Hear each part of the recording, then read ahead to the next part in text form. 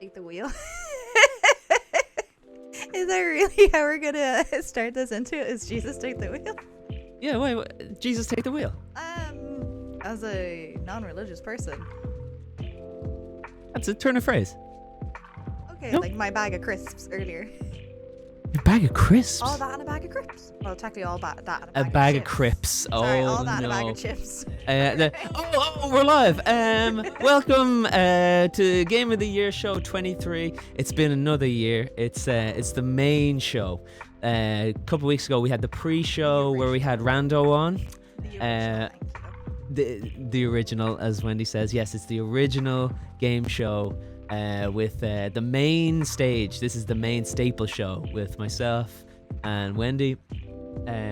Yeah, I can't believe it's been another year. Now we were messing at the start of this, so definitely being taken aback there. But like a true recording fashion, there's always going to be messing and issues in the back. But it's fine. We're here. I was about to do a Simpsons quote there, but I'm not gonna. I'm gonna leave it up. It's a joke from the 90s. It's a joke from the 90s. But yeah, no, it was, considering our like setup is not permanent, like we do our best. All the messing and everything is worth it, I think, in the end. And after a year of very eventful games and many people talking about games of this year, of certainly releases and just games that appeared out of nowhere that was having released like years ago and they made a comeback or like remastered. I think it's like a good year to definitely be doing this. Yeah, I think you're right. I mean, 23, I'm sure will go down as one of the best years in games in the last in recent memory. Just hit after hit of shite, just pure crap. I'm not into the AAA scene, and that's all what this year was about. But underneath the guff, we had some stellar indie and AA releases this year. Hallmark year. I was gonna say, I genuinely think actually, yeah, like Hallmark year is actually a great way to describe it. Like they're not like mainstream, they're not blockbusters, but like those everyday like games that just got released were like some of the best. Like pretty much my countdown, my next year, everything is all of those like ready games and everything. Some of yours are the same and everything, so that's jumping ahead into like content and everything. But we'll get to it through the show. We counted the pre-show was about 2 hours and 40. We'll try and keep it under. We'll try and keep it close to the 2 maybe this time. That would be going. That's a world record if we try and go for that. I was aiming for like closer to. Well, we'll see where we're going. We'll see where we're going. So many games to play. I mean, so many games. Either way, it's the start of the year, well, end of the year, and I think it's worth like just cozying up on like a good Saturday over your holidays when you get to see this. We are on our little mode punch and everything. Yes. This will probably come out just before New Year, so certainly I think it's worth saying a Merry Christmas and a Happy New Year to everyone, and let's look forward to look back on these games, but also look forward to what's going to be coming up in And speaking of what's coming up in 24, we have a new segment this year, which we'll get to at the very end, called the Future Frother. There was no consultation in this name. I came up with it by myself, and if it had gone to either Wendy or to over to Rando as well, that would have been shut down in a second because. But I thought that it's the game where. Yeah, I mean, it's told me, I was like, this is amazing. Like I would have completely voted this in, going yeah, of course. It's the game that you're frothing for, the frother. I have quite a few frothers for next year, but we'll get into it. You're kind of more focused. We're getting ahead of ourselves. You're right. Well, but I have a countdown. Let's look back on 2023 to see first and foremost. You obviously have done your top 3 and everything. I have. And I'd love to know straight away, what was your number 3? Yeah, so the number 3 is kind of it embodies it's the perfect for me. It's the perfect AA. It actually has a really bad story. It's a bad ending to the story, but yeah, it's really sad. But we'll get into it. The game is exceptional, but the story surrounding its ending, let's say, not the game's ending, but the whole in real life ending of the studio, etc. So with that in mind, what is your number 3 game? So, number 3, drum roll. We'll get that Discord drum roll going. It's Shadow Gambit. Absolutely love Shadow Gambit. It's for me, it's like it's the perfect stealth strategy, like real-time strategy game. I love RTSs. I love like PC isometric CRPGs. And in my opinion, I think that Me games are the best in the business at this kind of stealth RTS. It kind of plays like a top-down sort of like a it's kind of it's not really a role-playing game. It's more of like a real-time strategy where you control individual members of a party, and each of those members will have special abilities, and you'll be given objectives at the start to try and overcome those abilities. There's many different, like multiple different routes to go through in each level. Each level comes with its own kind of set of sort of unique obstacles, unique sort of ways to traverse as well, and each of those heroes that you have in your party that you're able to select from, they'll have their own unique abilities to overcome certain sort of like choke points or certain scenarios where there's like multiple guards that they can take down and execute. Some heroes are good at more traversal and silent stealthing. Others are like big heavy hitting tanks that make a ton load of noise but are heavy and tanky and have a huge arsenal.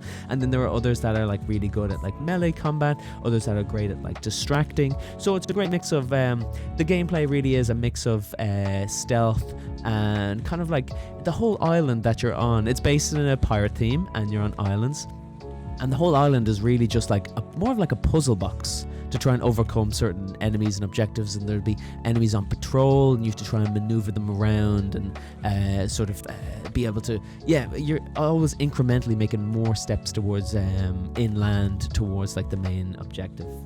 So there's good character variety, there's good mechanic variety. It's obviously, as you say, it's like top-down view, so you are overarching everything. As seen, like it's a really good graphics. There's also 2 other games that came before this that I know I definitely played one and you played. We keep talking about the other one. So if you've played the other 2, which are... That's right, there are 2 other games, and I'm glad you brought them up because each of those games have set the standard for the stealth RTS genre, and they're from the same studio. And this studio just keeps making hit after hit. And so the other one is Shadow Tactics, and that's based in like in Edo period, like Japan. And the other one is ninjas and Samurai and everything. Ninjas and samurai ninjas moving on from the first Japan. One is the Wild West version, which is called Desperados 3. That was a great one. That is brilliant. 3? Yes, the third one. Yeah. I actually have never looked up to see what happened the other 2, but I think that it was an IP that they had just bought the IP for it, maybe, because I don't remember them ever making a 1 or a 2. No, I don't, because we would have gone back and played it. Of course, yeah. But I know I definitely played Desperados 3. Or Despies, as we always refer to it. I really enjoyed that because it is tactical. You can kind of still do tactics either in the moment, or you can slow down and actually view everything to gauge where you're going to go, what you're going to do. I really think it's a great game, and I'm glad even this one, the pirate theme one, is in your top 3 because you spoke about this so highly. Like once you started playing it, like I know it's a good game when I just get voice notes on Snapchat from you about a game, and pretty much I think all 3 of your top 3 are actually in voice notes that I've saved that are just you gushing about it. So I know even without playing it how much you enjoy this. True. You personally can always tell when I am gushing over a game or when I'm enamored by it and that it's going to end up in a list. You almost know pre-seeing the list or me talking about a list that you can put it together, a list in your head of how much I've talked about certain games through the year. And I really like the studio, Me. Now, I mentioned at the start before this in introducing the game that there was a bad story to it. So unfortunately, this was the final curtain call for Me Studio. This is the last game that they were making. I believe the studio owners wanted to take a step back from making games. They've been making games the last over a decade and a bit, and they were kind of young, had young families, so they wanted to step away from making games. It was a sad story because of how good the studio is at creating these games and giving you such a good storyline. I think it's actually a good replayability. Like we've done obviously like couch sitting where like one of us has a controller and we played it. I know that they are still going to support the game during like their kind of cool down period, and it's nice that they're not necessarily closing down due to financial like issues or anything like that. It's more so a personal step back. So maybe something might happen in the future with them to come back with new games and everything, but I think it's really nice to hear after obviously how challenging obviously the game industry is, and especially for like indie, like I would class this as like an indie game and everything, of how important it is for them to like take a step back, because so much time going into it. Like it's not a 40-hour week or a 30-hour week. Like this is like going into like 72-hour weeks like to do these games, and everyone is involved and everyone has to touch it at some point. So it's really important that like it's not something you just leave in the office, you take it home. So with young families, like it's really nice to see that they can step back and they can just focus on themselves, because we all know about burnout and everything in the gaming industry. Yes, yeah, of course. And that's a really poignant note that you made as well. You know, we see that people make these games, but we don't see the cost, like the human cost of that. You know, young families and husbands and wives of young families, like they don't get to see their families for much because the development of games is so intense, and that can take a toll on people. So that human cost is really sad in a sense. But to come back to how well the Me Studio create their games and how they've really honed their craft, and like they've cut their teeth on this genre of game, and we don't see stealth RTSs all that often, and they were able to mix together some really nice notes just across the three games that they've done. And now you might think that the three games are the same game, and you know, not being blunt or being negative, but they are the same game, and that's fine because they really have honed their craft on these. And honestly, I just want more Shadow Gambit, but in different skins. I want Shadow Tactics, you know, feudal Japan. It's the same thing as Desperados is just you know, Shadow Tactics with just reskinned in the Wild West. That's the thing. It's such a good skeleton that you could change the clothes on, like the theming on it. Like maybe someone could pick it up and they could do like really good ones, like a London themed ones. Like there's so much like building structures that obviously, like if you based off of like a Victorian London or something like that, you could easily pick them up and do like Italy. You could reskin it to something happening in like a Russia like themed or China themed. Like there's like Australia theme. There's so many quick themings that you could put this mechanic to, that I think it's such a good structure to have. Absolutely. It honestly, the system works with anything, and they've introduced maybe a couple of new mechanics in each of the games. Nothing massive or that completely changes how the game plays, but the game, like you said, the skeleton that changes its clothes, that is a brilliant metaphor, whatever it means, but it is great. An outfit can make someone look completely different to how like they actually are, and I think that's the important thing, is there's just enough change to it, the game, like between obviously the Wild West and the Japan version versus Japan and the Pirates version. Like there's such a difference of like not just mechanics but also theming. There's enough in there that it makes it feel like a completely different game, but it's still a comfort to know what you're going to be playing. Absolutely. And just while I get into some of the best bits of this, what Shadow Gambit did really different to Desperados and Shadow Tactics is that it made the world more open, where it's like, it's not open world, but the last one was very regimented in the way that it was just you go from level to level to level. But in Shadow Gambit, it's way more open. The map is more open. There's different objectives to do around the map, and you can choose to go to several different maps to gather resources to build up your hub area, which is your pirate ship with all your fantasy crazies on it and your main heroes and characters. And that's the main thing, is that you can really choose your own adventure type. You can lean into what's called captain's quests, which are quests specific to certain characters that you can go on, and it reveals more of their lore and their backstory and how they got on the ship in the first place. And it's really, really interesting. But some of the best bits that I've written down in my written review, that I also write on Medium, and you can read all of these reviews on Medium as well, but the best bits were that it's interesting character abilities and combinations make each approach fun and exciting. And that's the thing, each level is really fun, and it's really fun to experiment with different kinds of characters and heroes. And there's so many different ways to play that have different, like I mentioned at the start, the character play styles. If you like stealthy, you can take all the stealth characters. If you like going in bombastic, you can go with the big bombastic tanky characters. There's also a very interesting setting in this game where there's a custom difficulty setting where you can use like a slider, and you can slide up and down how difficult you want enemies to be, how far you want them to see, how fast they react, how many of them there are, different things like that. So you can customize the difficulty to your own playstyle, which is incredible. And one thing I love about these games, the tactical pause, where you can queue up different moves and special abilities to do, and you press the you unpause it or press the start action, and then it plays them through, kind of like a playhead on like a video editor, and it runs through them all at the same time. It's very inclusive, I would say, like being able to do different settings, and also even like in the footage of like gameplay, like you can see how there's a good visual element where it'll highlight certain things for you.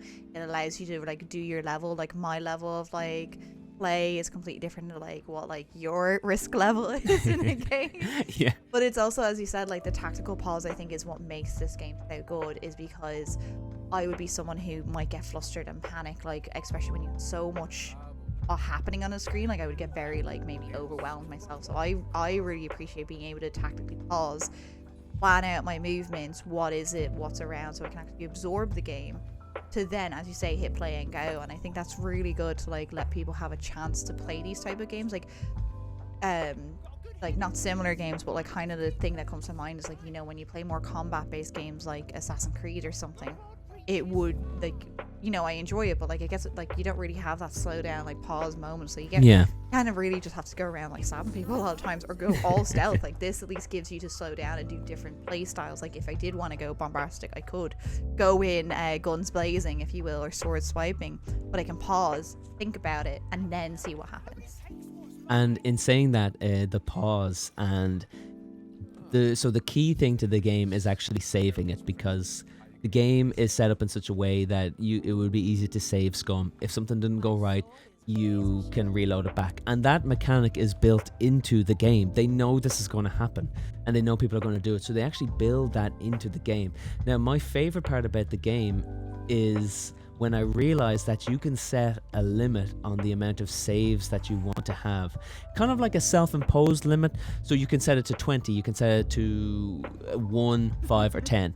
I normally kept it around the 10 mark, but it's funny how different you play when you know that you cannot save the game. You're then nothing is then a throwaway. It's like, oh, this didn't go right, I'll just reload it back. You know, F5, reload the game back 10 seconds ago and try again. But when you haven't got the opportunity to save it at every single little encounter that you come across, the game plays out so much more tactically, and the tactics really do come into the game then. And I found it so much more enjoyable when I was being restricted by the amount of saves I could make. I remember you talking about your saves. I remember that rant. The moment you found out about, and then the moment the consequence happened. yeah, that sounds about right. There's always consequences, but honestly, you just have to roll with them, and that's what makes the game fun. Is the panic moments when something goes wrong, you realize that you're only after you haven't saved it in a while, and you have to salvage something from it. You can't just give up and reload it back. You know, that's part of the fun. I guess in that then same thing, is there anything else then to highlight from your online yes, there's one last thing. Now, the only thing about it is that I have some downsides to it, but my favorite part, and it's part of the saving system that I was saying was my favorite, but my favorite part about this is the file save, was that So this is a bit of a spoiler. So who anybody wants to play this, turn your ears off now, rip them off, whatever you got to do, mute the whole thing. Yeah, that's it. Close those little deer ears. So I'm just going to say the spoilers now. So there's an encounter with a main boss, and it's a big story part about midway through the game, I would say. And it's a huge part of the game where you are confronting one of the big bads for the first time. And what happens is that they actually disable the saving system for when you get close to this enemy.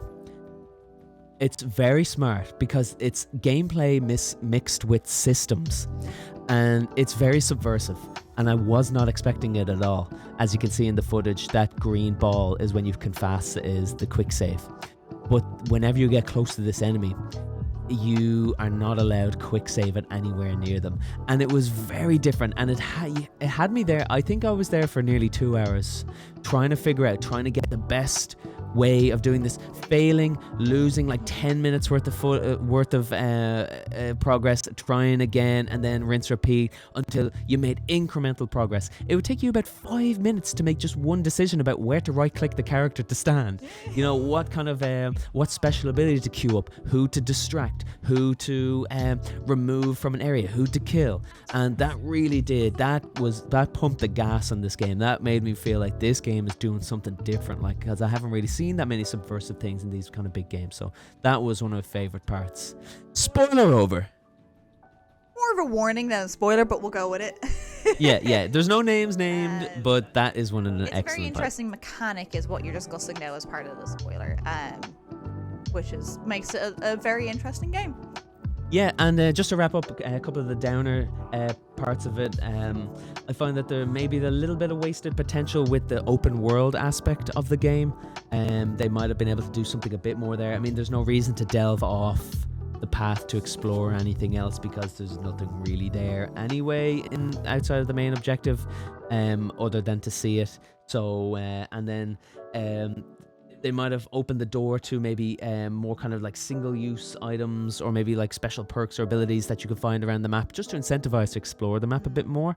Now the maps are big, and you do come back to them in different objectives. So certain objectives focus on only one section of a map, and then there's a lot of potential with having maybe relationships with other characters, in a sense that the more time you spend with certain characters, the more relationship they have, and then maybe they can have like a special combo together, and they can like do like some ultra ability or ultimate ability together.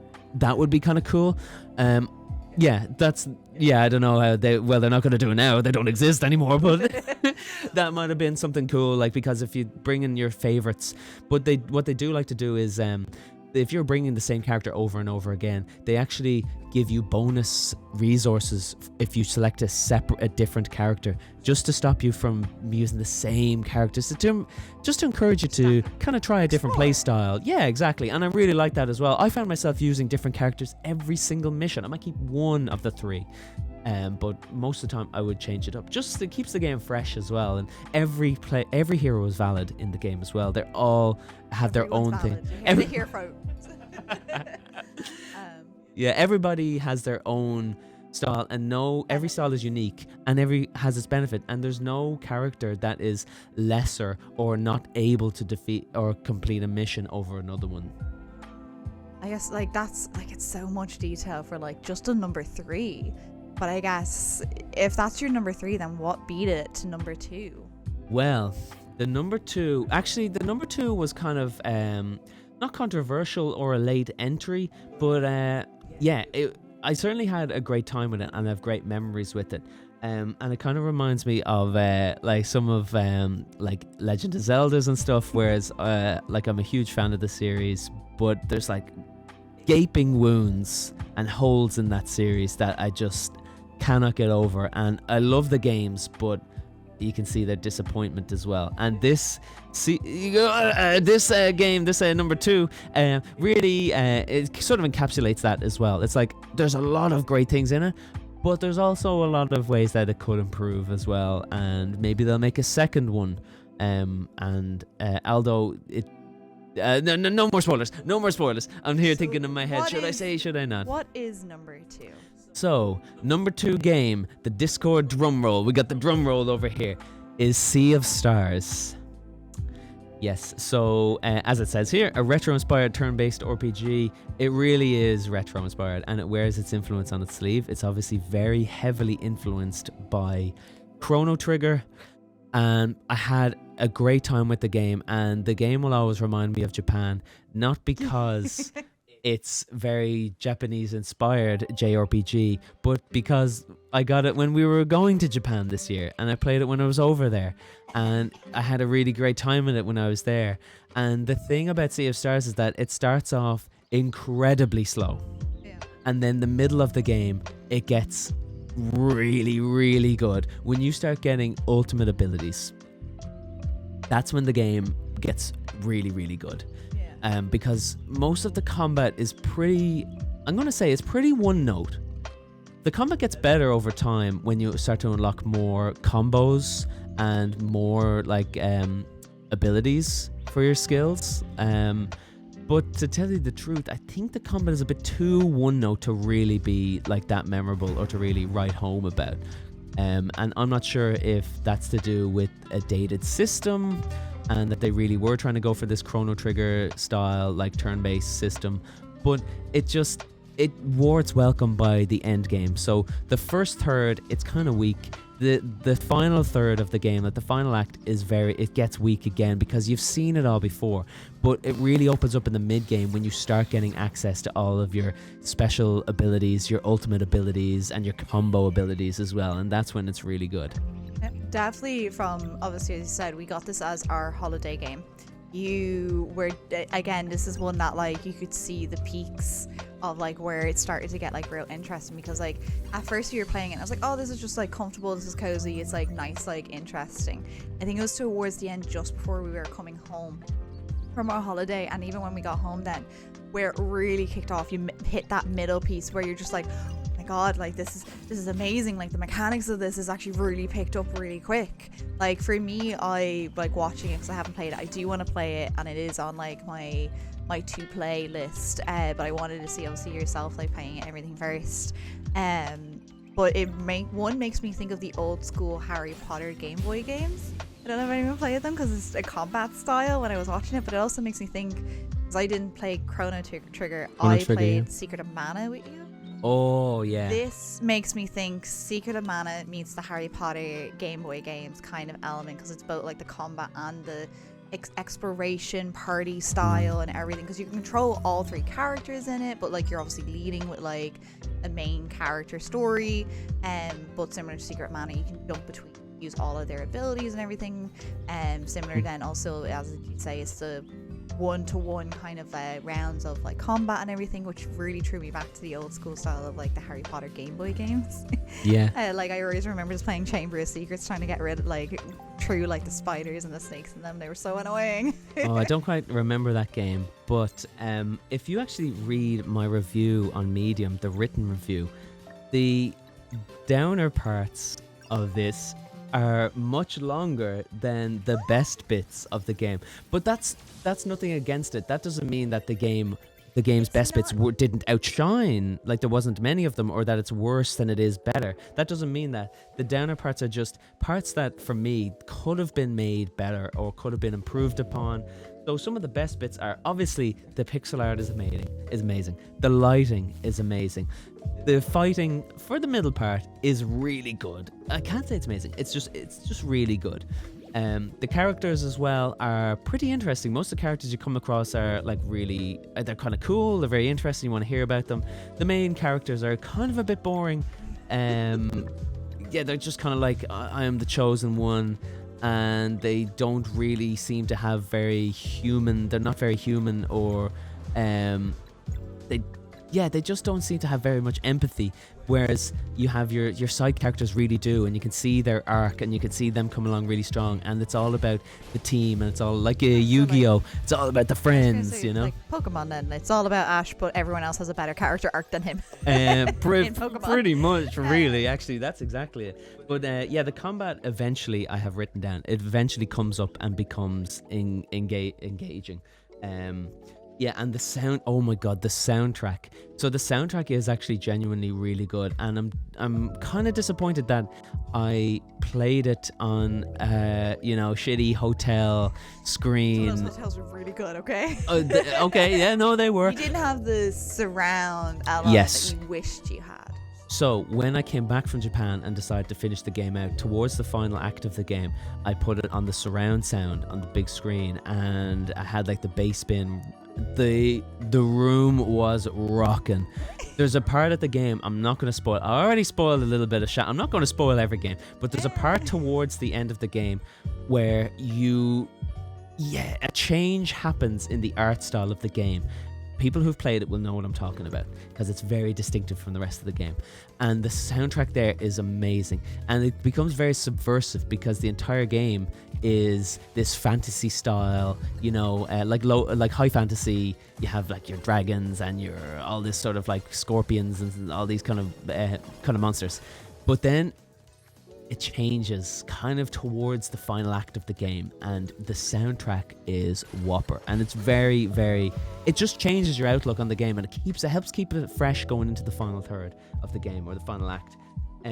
They also have this game within a game kind of a thing called Wheels, and Wheels is a kind of like, it's not a card game, but it's kind of like a puzzle game that you play in the bars in each new town.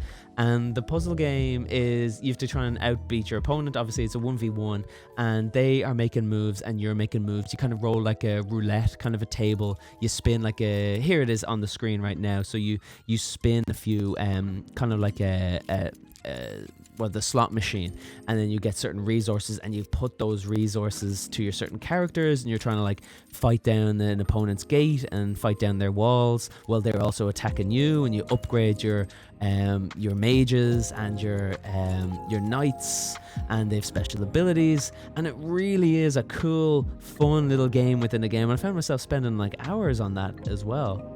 It was really different, and I love games within the games, and we really should do, or somebody somewhere should do a rundown, like a top 10 games within a game. And I already know that Gwent is going to be my number one game within the game. I spent dozens and dozens of hours in The Witcher 3 playing that game, but this doesn't quite reach that sort of level, but it is still really, really good. The last thing I would say, my favorite part about this, the boss battles are huge. The animation on them, the pixel art, absolutely incredible. Just really cool, like bosses. It's just really fun to fight bosses every time, because they're huge screen. They take over the entire screen, like they dominate the entire screen, and it's really fun just to fight them. And the music is really good during a boss fight as well, normally. But yeah, that's sort of the best parts about the game.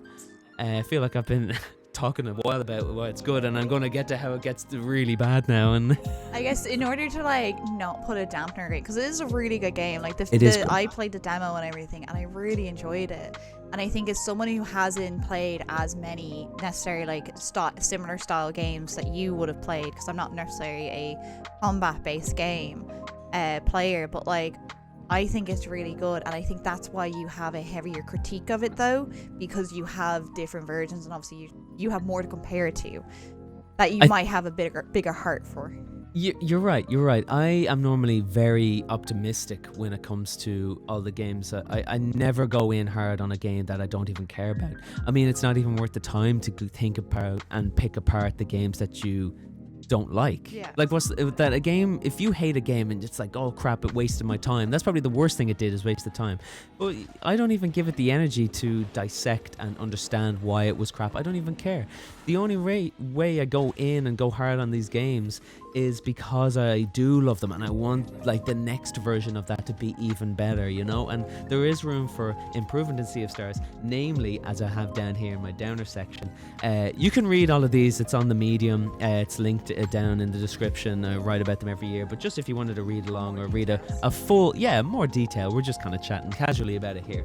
But one of the things I did say was that the opening hours of the game are painfully slow, really, really slow.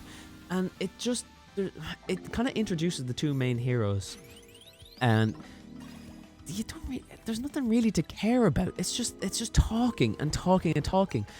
There's not a lot of like kind of there's no action or interesting set piece. It's just you in the academy, which is you kind of growing up and learning the ways of learning the ways of the Jedi kind of thing. And it's just that for the first 5 hours or so are just this. I think though that's more so from a point of view to pull you into the storyline and let you learn the mechanics of the game more so than a fault towards the game itself. Like, do you think it's a good way to like introduce the characters into it, even if you find it slow?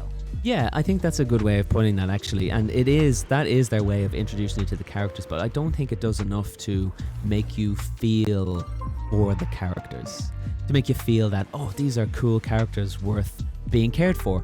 But one of your no, isn't that how we get most characters? Like, we love them because they've had a tragic backstory. No, to tell you the truth, I was so bored I didn't even listen to that part. But there is, when you first get one of your party members, Garl, who is not a chosen one, let's say, he's just your friend, your childhood friend, he should be the main character.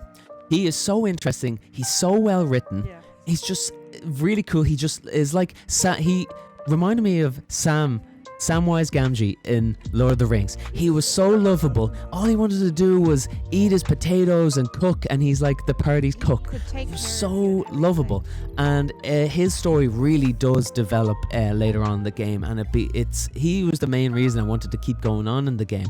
But one thing I will say about the game is that it doesn't try and take itself too seriously. It's written in kind of like a schlocky, like swashbuckling. It's very Pirates of the Caribbean, family friendly. And it's silly, and it's not afraid to be silly as well, and that's what I really liked about it.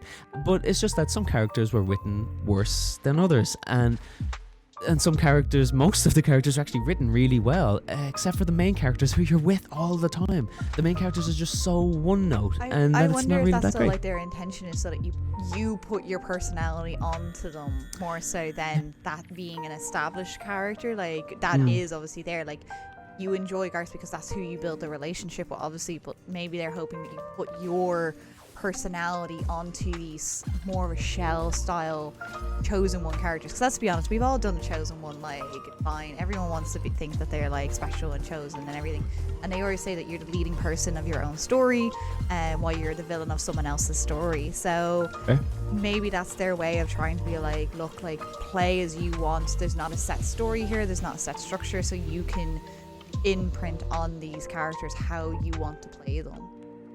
Well, that is a good point, in fairness, but I don't think it's aiming for that, because it actually gives them dialogue. And they not talk in the game, there's no voice acting, it's all it's text, but they do give those characters a voice in the game, as in, like, they do respond. It's not just blank and left for you to interpret, or how you to see your own voice or what you would do in it. It is very much they make decisions in the game and they are talking, but it is so bland and blasé. It's not even really, they never develop into anything more. It's just so kind of just rote and kind of the usual chosen one motive. I was gonna say, like that analogy. It's kind of I've been raised to be this saint-like powerful person. I have never been given a chance to create a personality myself. That's exactly it. Do they develop at all like the others, like some sort of like quirk or anything, like, obviously, like, or is Not it just the- like No, not the two main characters over the entire thing, but the rest of the characters do. They have their full arcs and their full stories, and they have motivations and what they want to do and their reason for being in the world. They absolutely do have that. From the pirate captain, from the weird pink glass blob, which I can't even remember his name anymore, and especially Garth as well. I think then that for me that like all makes sense then, because at the end of the day, as you said, it's going with the chosen one personality.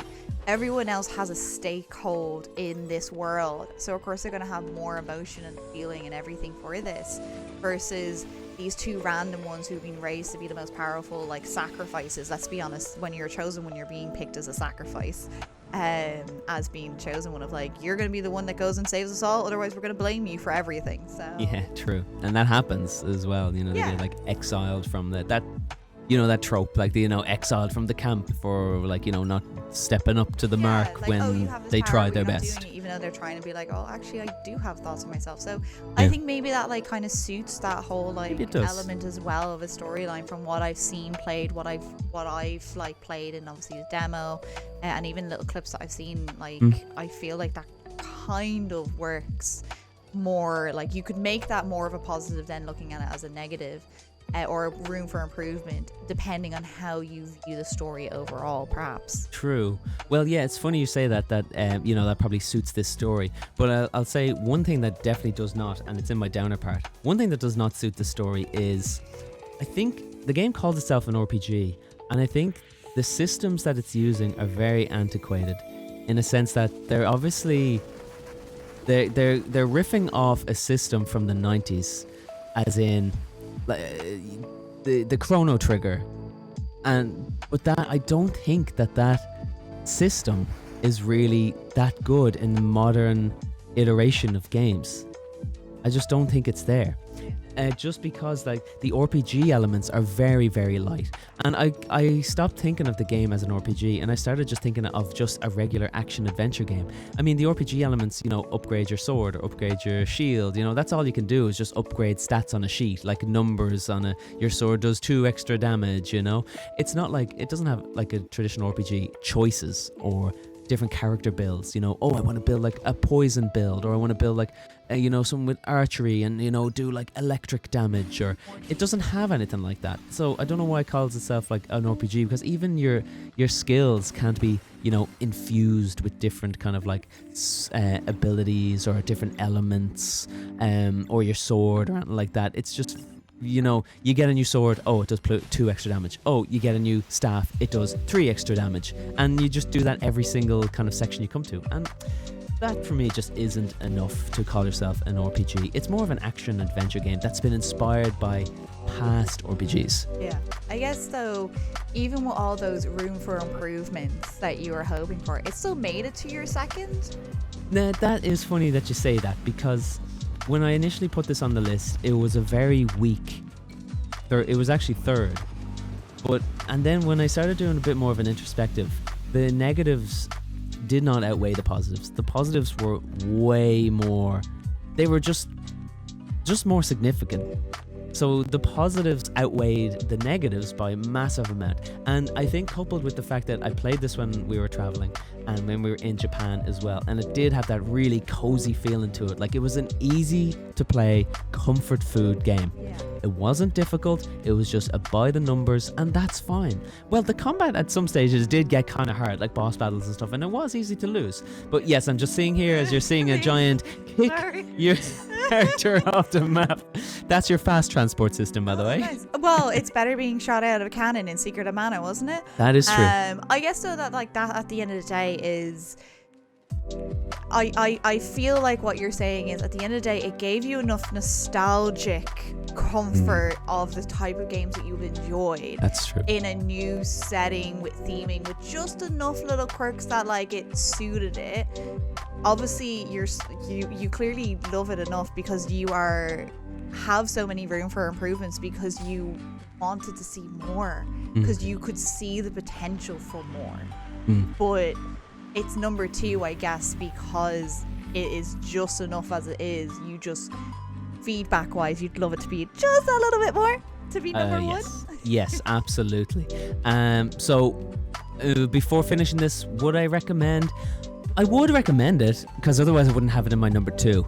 But it's €35, and that is a hard recommend for me, because I don't like spending a lot of money on games anyway, because I know that might sound bad actually to say that, but there's a sweet spot in pricing. Like there is, compared to the value, how much time you're willing to put in before it's like really that engaging, that is it wasting your time. It's nothing against the amount of work that was done or the type of work that was done. There's nothing against anybody that's made it or anything like that, but for me, spending like a lot of money on a game, I need to get the sort of value, like it really needs to hit, which is why I tend to go back and play a lot of older games that are like peanuts in price now. classic games that on GOG say that are only like that sweet, like I said in the pre-show with Rando, that sweet €7 spot. It's just, and this was like this is fivefold the amount of price that is. I feel like the best way to recommend this game is if you enjoy Secret of Mana, if you enjoy like those like old school nostalgic like RPGs, they're naming it, but adventure style with a bit of combat and pixelated top down, I would say yes. But if you can share it with a friend, like this isn't a game that I would buy myself. I'm going to play it like on like James's console to be like, hey, I want to play this. I might finish the game myself, depending on how far I want to go with it in detail. But I'm just looking at the video going like, this is great. How are you not liking this? Yeah, there are a lot of animated cutscenes as well, like cartoon style. Like, I feel like it's definitely one that like, yes, get it, but get it in the premise that you're going to share with other people. Like maybe pull in, I think is like a good way. Even to, on like, sale as well, I think. Anything on sale Is recommend good. on sale. It doesn't even have to be a heavy sale. I'd say sub €30 for me, I feel like it's an under 30, Yeah, If because it the went to best 25, game, it'd be like a perfect like. that's a good price Just point. enough, that's fine. Yeah, I'll push because it for there. me, it's funny because for me, my favorite game of all time, Hades, I got that for €20 on release day. €20. Perfect. And yeah, but the less said about that, the better. There is a sweet spot though. But introducing the number one, you were going to say? I was going to say, with that in mind then, because obviously like we are recommending it, well, what's the number one that you're clearly frothing to recommend? I am. Now this part has a lot of best bits in it on the written review compared to the downer parts. Now there are still downer parts, of course, to every game. We'll do the highlights. But this game gets a lot of slack for some reason. Even though it is one of the greatest games ever made, I'm saying that, but people say that, important people say that. It is regarded as one of, like, critically, it is regarded as one of the best games ever made. But this got a lot of slack because people questioned whether it was merited. People were saying, why would it be given a game a year? It's a remake of a game that's 20 years old. And for that, I will get into it. The number one game, drum roll, hit your Discord drum roll here. Editor, I'll put that in after. Editor, cut that out. Drum roll, Resident Evil 4 Remake. Absolutely sensational game. Game of the year by far. I love the original, and I had the original when it first came out. And the thing about Resi 4 is that people question whether or not it was merit to remake this game. The game is already perfect, they said. A 20-year-old game. How could you make it better? How could you this? Why would you need that? It still plays good today. It's timeless, And yet they did remake it, and we found out that Capcom are making they're on the greatest streak of remakes you could ever imagine. Resi 4, it could be one of my favorite games. Resi 4 Remake, I'm talking about the new one, could be one of my favorite games of all time because I'm a huge fan of the original. The atmosphere is exceptional. Absolutely. It encapsulates Resident Evil down to a T. I always used to say that the first one was my favorite, but I really do think that the fourth one has just the right amount of everything. It's schlocky, and it's B-movie dialogue, and it's campy, and that's what makes it really appealing, and it's cool as hell because I think it knows what it wants to be. Now, obviously, they had to remake. When the remake, they got rid of a lot of parts that didn't work in the last game, and they rewritten some scenes that were definitely risque. They were probably risque back then, but are absolutely risque nowadays. Like a lot of weird kind of like talk of women and misogynistic kind of comments, like weird kind of like lad talk from Leon that was out of place even really back then, but it kind of would seem weird to watch it now. It's like that's kind of in the way pop culture and modern society is, and so media is now, you wouldn't get away with saying it. So they've rightly written it out. So and it's for the better, but it still maintains a campy feel, which is great. It's very schlocky, and I love it so much for it. The graphics are exceptional. They are just monumental. Like they're huge. Like it's so good. Leon feels really heavy. like heavy, as in like he feels like a person. It feels like you're moving a person, not a character in a game. And that's what I love about the game. It's hard to explain how a game feels. I'm putting that in air quotes. You know what I mean? Like how something feels. And Leon just feels like the perfect weight. He feels so perfect to move, to shoot with, the weight of the guns. It feels impactful, like little bits of screen shake, little dust coming off when you're shooting the shotgun. It feels so immersive. The effects, yeah, it feels like you're actually controlling the person rather than the game controlling it, and you're just pushing some buttons to it. So Absolutely, yeah. Obviously, for like those who aren't in the Resident Evil like circle, like I wouldn't play this. Like he tried to make me play the first like entry, and I was like, no, I'm too anxious on this. I know something's gonna happen eventually. I can't do this. I think that you could play this one because this one is the most accessible version of. It's not scary. It's not dark. It has its creepy moments, of course. Anxiety of when something's gonna pop out. Fair enough.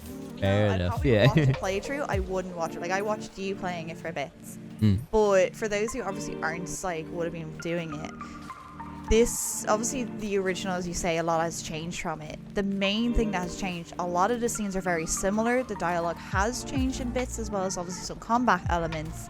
But also the big thing is, as you say, is like the graphics and everything is a massive improvement. Like you can see like just a simple movement of his hair, like the shadowing, the lighting. Everyone has seen the comparison like shots, even if like you aren't like someone who plays Resident Evil. Everyone saw the shots of what it was to what it is, like all over like Instagram, Twitter, like Tumblr, everything. So it's just so different to see such a remastered game done so well.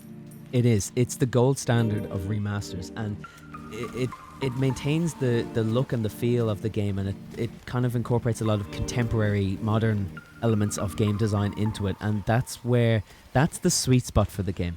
The sweet spot is maintaining the look, the feel, the atmosphere that this game has in spades, while also introducing more contemporary, more modern feel to it. Stuff like the menu system, the user interface, it is just a lot cleaner, it's a lot smoother, everything works better. There's certain parts of the game where it just does an exceptional job at, like, reintroduces, I should say, the mercenaries mode as well, and that is really good. That for me was where the game, it didn't shine, but it added another layer and really made it feel that it wasn't taking itself so serious originally, and they brought it back because it's an arcade style. You run around an area, you try and kill as many zombies as you can and rack up points, and you keep going to keep your combo up and you get as many points as you can, and there's a leaderboard and you can fight for like the highest place on the board and try and get the best score within a certain time limit, and you run around to collect time and do certain like kind of objectives and certain areas in a mission in a level. It's just so good and it's so much fun, and it's great with friends as well because you could be sitting on the couch and hand the controller over and they can take a go, and it's only done by levels, it's not a campaign, so it's low stakes as well. Like it's just great fun. Characters you get to play, so it's not just Leon that you play in it, like you play different characters that you would have come across in the game. True, yes. So you have like Ada in it, you have like on the screen we have Louise as well.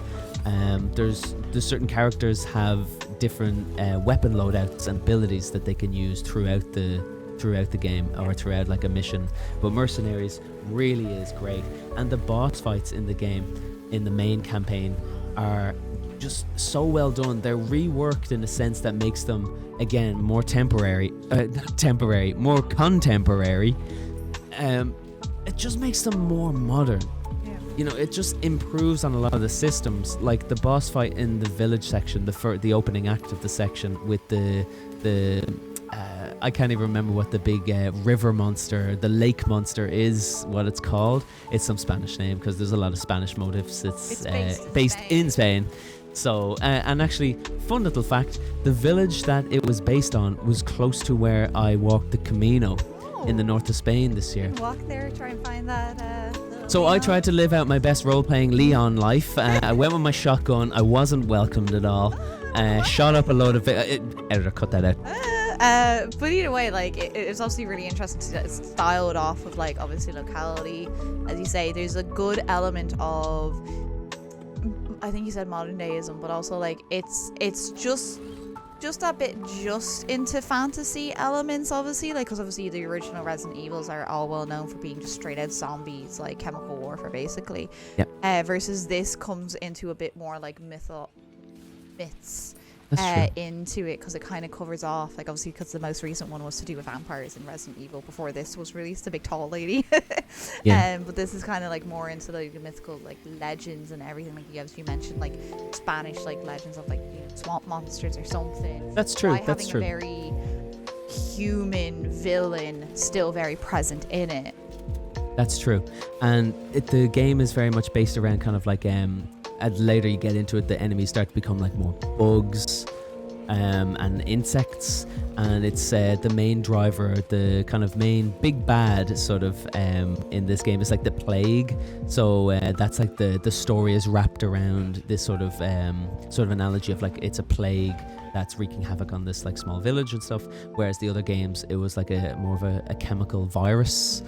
So that's how they try and they change it up that way. But we'll say that yes, there is a few more fantasy elements in this, because there's a section in the farm of the village that they change up a little bit, and they introduce a new enemy into. And I'm not gonna, again, my whole thing about this, I'm not spoiling anything else, but they introduce a new enemy to it that wasn't in the original, and it took me by surprise hugely, and it's a great introduction to the enemy. Now, some people will complain that they got rid of certain sections in the game, some campy schlocky sections.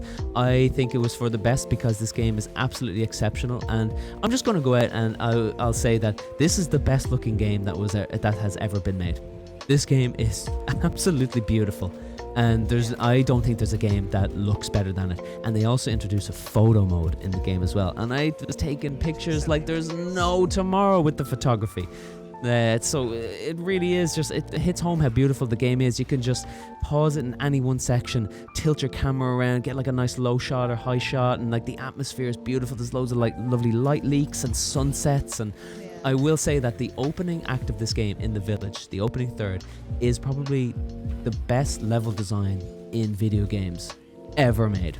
It's so memorable, and they keep most of the they keep all of it and expand upon parts that needed to be expanded upon, and it really makes it feel fresh as well, and it's not just tacked on or thought of last minute, or, you know, padded in to make the game, you know, arbitrarily longer. A fan letter, if you will. Yes, it's a love letter. Absolutely. The game, it really did feel like this, more so than any of the other remakes that they've done. And this 100% opens the door for a Resident Evil 5 remake, which is when the series started to go a little bit off rails in terms of Resident Evil, let's say, in air quotes. The game started to leave its survival horror roots behind, and it sort of started to dive more into the action adventure, sort of action horror sort of genre. And I didn't appreciate that, but I still did like Resident Evil 5 for what it was, and it had co-op in it. And you could play with your friend or whatever, and you could be, because when a horror game introduces a co-op, it loses the horror element, because there's no more tension and there's no more suspense. It becomes more about the action, more about how you break down and encounter an area. If your couch co-op and you know there's going to be gasp and Oz, and you're going to be like, what's wrong? And I'd be like, oh no, I just saw something. I thought I saw something, it's fine. What's that slithering down the corridor? Like, oh no, and then you're like, oh no, it's nothing, don't worry. You'd be like probably freaked out by me freaking out. That's probably what it is, really. That's probably what it is. But I guess. But sorry to cut you off, but just to finish up on the Resident Evil 5 side of things, because the other remakes have been so well received that it's inevitable that they will make a 5, because they kind of really didn't hit the mark with it in terms of it. So it'll be interesting to see where they go with 5. And I really liked 5 for what it was, because it was a fun action game. But it could have been a better Resident Evil game, and I'm not sure if they will go in on the co-op. If they're going to remake it in the same style as Resident Evil 4, I would rather they change the game massively, but reduced the second player, took the second player out and made it more survival horror, changed the environments to be more darker, more moody and atmospheric like in Resi 4, whereas the 5 was based in Africa, and it was all very well lit, it was very sunny, it was very bright, it was more about the co-op element of it. and it kind of was a bit all over the place in terms it didn't have survival horror elements in it. But it was still a good game. Either way, it's still a good game. It's not this game though, and this is your number one game. That's true. You talked about obviously a lot of things that you liked about it. Were there any bits that you had hoped? As you said, there's less obviously like improvement points that you want to touch on. Are there any ones that you wanted to highlight for this though? Yes. So the downer part of this game. So there's a section. It's an infamous section. The Ashley section, when you get to control Ashley, who is the president's daughter in the story, who you're going to rescue in the Spanish village. That's the whole purpose, by the way, is you go to Spain to rescue a president's daughter. Yes, that's the premise of let's say this movie. It just looks like a movie of the game. But there's a section where you only control her, and her section, she cannot have weapons, or she can't attack really. She can distract enemies, I think. Control bottles or something like that. Something like that to try and distract or whatever, but even then it's very limited. Yeah. And it's vastly improved on what it was, but it's still a massive letdown. Not a letdown in a sense, but it's just an unnecessary part of the game that slows the pacing down.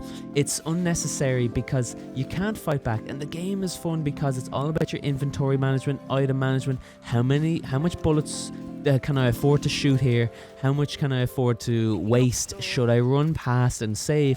But it's Ashley's section is more kind of like Outlast, in a sense that there's no way of fighting the enemies. So it's very horror focused section where you can't fight and you're just running and you're being chased all the time. And while that is scary, the section just isn't really merit, and it feels like it doesn't really fit as opposed to the rest of the game. And that's saying a lot compared to the original one, which was not great at all. So they reworked it all, and it still doesn't really fit. That was probably the worst part about the game. I said that it might be better if they had a toggle at the beginning of the game just to completely remove that section, so you just walk past that entire section. Just toggle it, skip. Like, ooh, no, sorry. I don't have a key. Just the skip Ashley section, hit that, and then start your game. Maybe they should have brought that into The Last of Us 2, because I know a lot of that was a contention for a lot of people. They added in a second point of view in Last of Us 2, and they were like, nope, did not need this. Yeah, well, the thing about The Last of Us Part 2 for me was that the story was just all over the place and very contradictory, and the development team on that is very, dare I say, they're just so snobby and stuck up their own hole. They feel like they've written, a Pulitzer Prize winning, like, Schindler's List, and that's what drives me up the wrong way about. It's not even the game. The game is technically probably the best game I've ever played. It's technically put together incredibly. The animations, the sound design. This, we'll do a recap of your We'll do of my most hated games of all time for the wrong reasons. I was going to say for the wrong reasons, because there's a couple of games you hate just, I think, for just unnecessary reasons. I'm like, you actually do like this. Yeah, that's true. But to finish up on Resident Evil 4, one more downer part outside of the Ashley section. The only other part that was really disappointing for me was, and it's notorious with this game as well, it is improved, but they didn't quite solve the problem. The final act of this game is still very much lacking, and it's a precursor to where Resident Evil 5 eventually went, because the game abandons its survival horror roots. And I'm talking about Resident Evil 4 here in the final act. It abandons all survival horror and it goes all out action, and that's where Resi 5 went.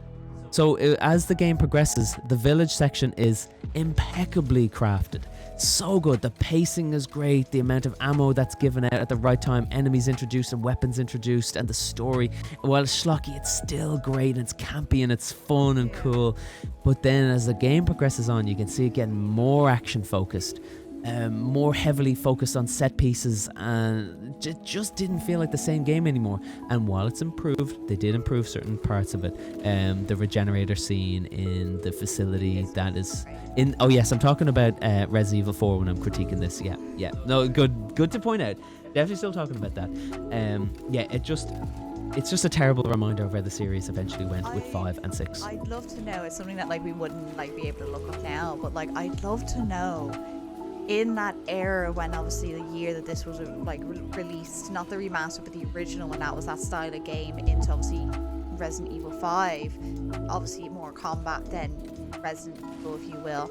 I wonder what other games launched around that time we're hoping to try and combat with. It'd be very interesting to see, like, why did they go that way? Like, what were their intentions? Like, were they trying to also compete with other similar games against them? Or, oh, this is where the main, like, games are going. We need to, like, match this style. Well, that is funny you say that, because I'm not sure the influences that Capcom had back then. Yeah. But one thing I will say is that this game did drive. It was the original. This is what drove the successors and the imitators and the copycats to this kind of style of game, because it was so popular and because it was so good, that this set the bar. This was the template on which games were then created for the next, like third-person shooter, horror, and action games.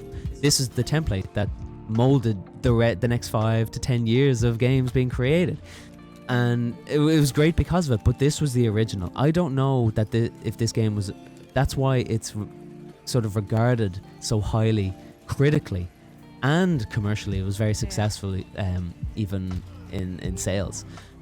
And that's why it's regarded as kind of like, I hate saying this word because I see it used all the time, but as like a masterpiece. And Resident Evil 4 is a masterpiece. And I hate that word because people would use that to call out, an Avengers or a Spider-Man. Oh, it's a modern masterpiece. It's just, no. We're talking about the OGs here. We're talking about the trendsetters. And Resi 4 was, the starters, the OGs. And the Resident Evil 4 was that. And because of Resident Evil 4, we then got the next best game that tried to copy and imitate it. Dead Space. Dead Space, you've probably never played that. It's terrifying. I've heard enough about it. Really scary. Really scary game. No, thank you. But it was made in the same ilk. Dead Space 2? There is, that's right, yeah. And it is also exceptional. But the first one was just wow. Because it took the template, the third-person shooter, the pacing, the survival horror elements of it. The game was slow, it was meticulous, you had to manage your inventory, and it really did take the best of Resident Evil 4, and that's why that game was so good. And it eventually, like Resident Evil series, the Dead Space series also went down the action route. So when it got to Dead Space 3, that game was muck. It was crap. It introduced co-op.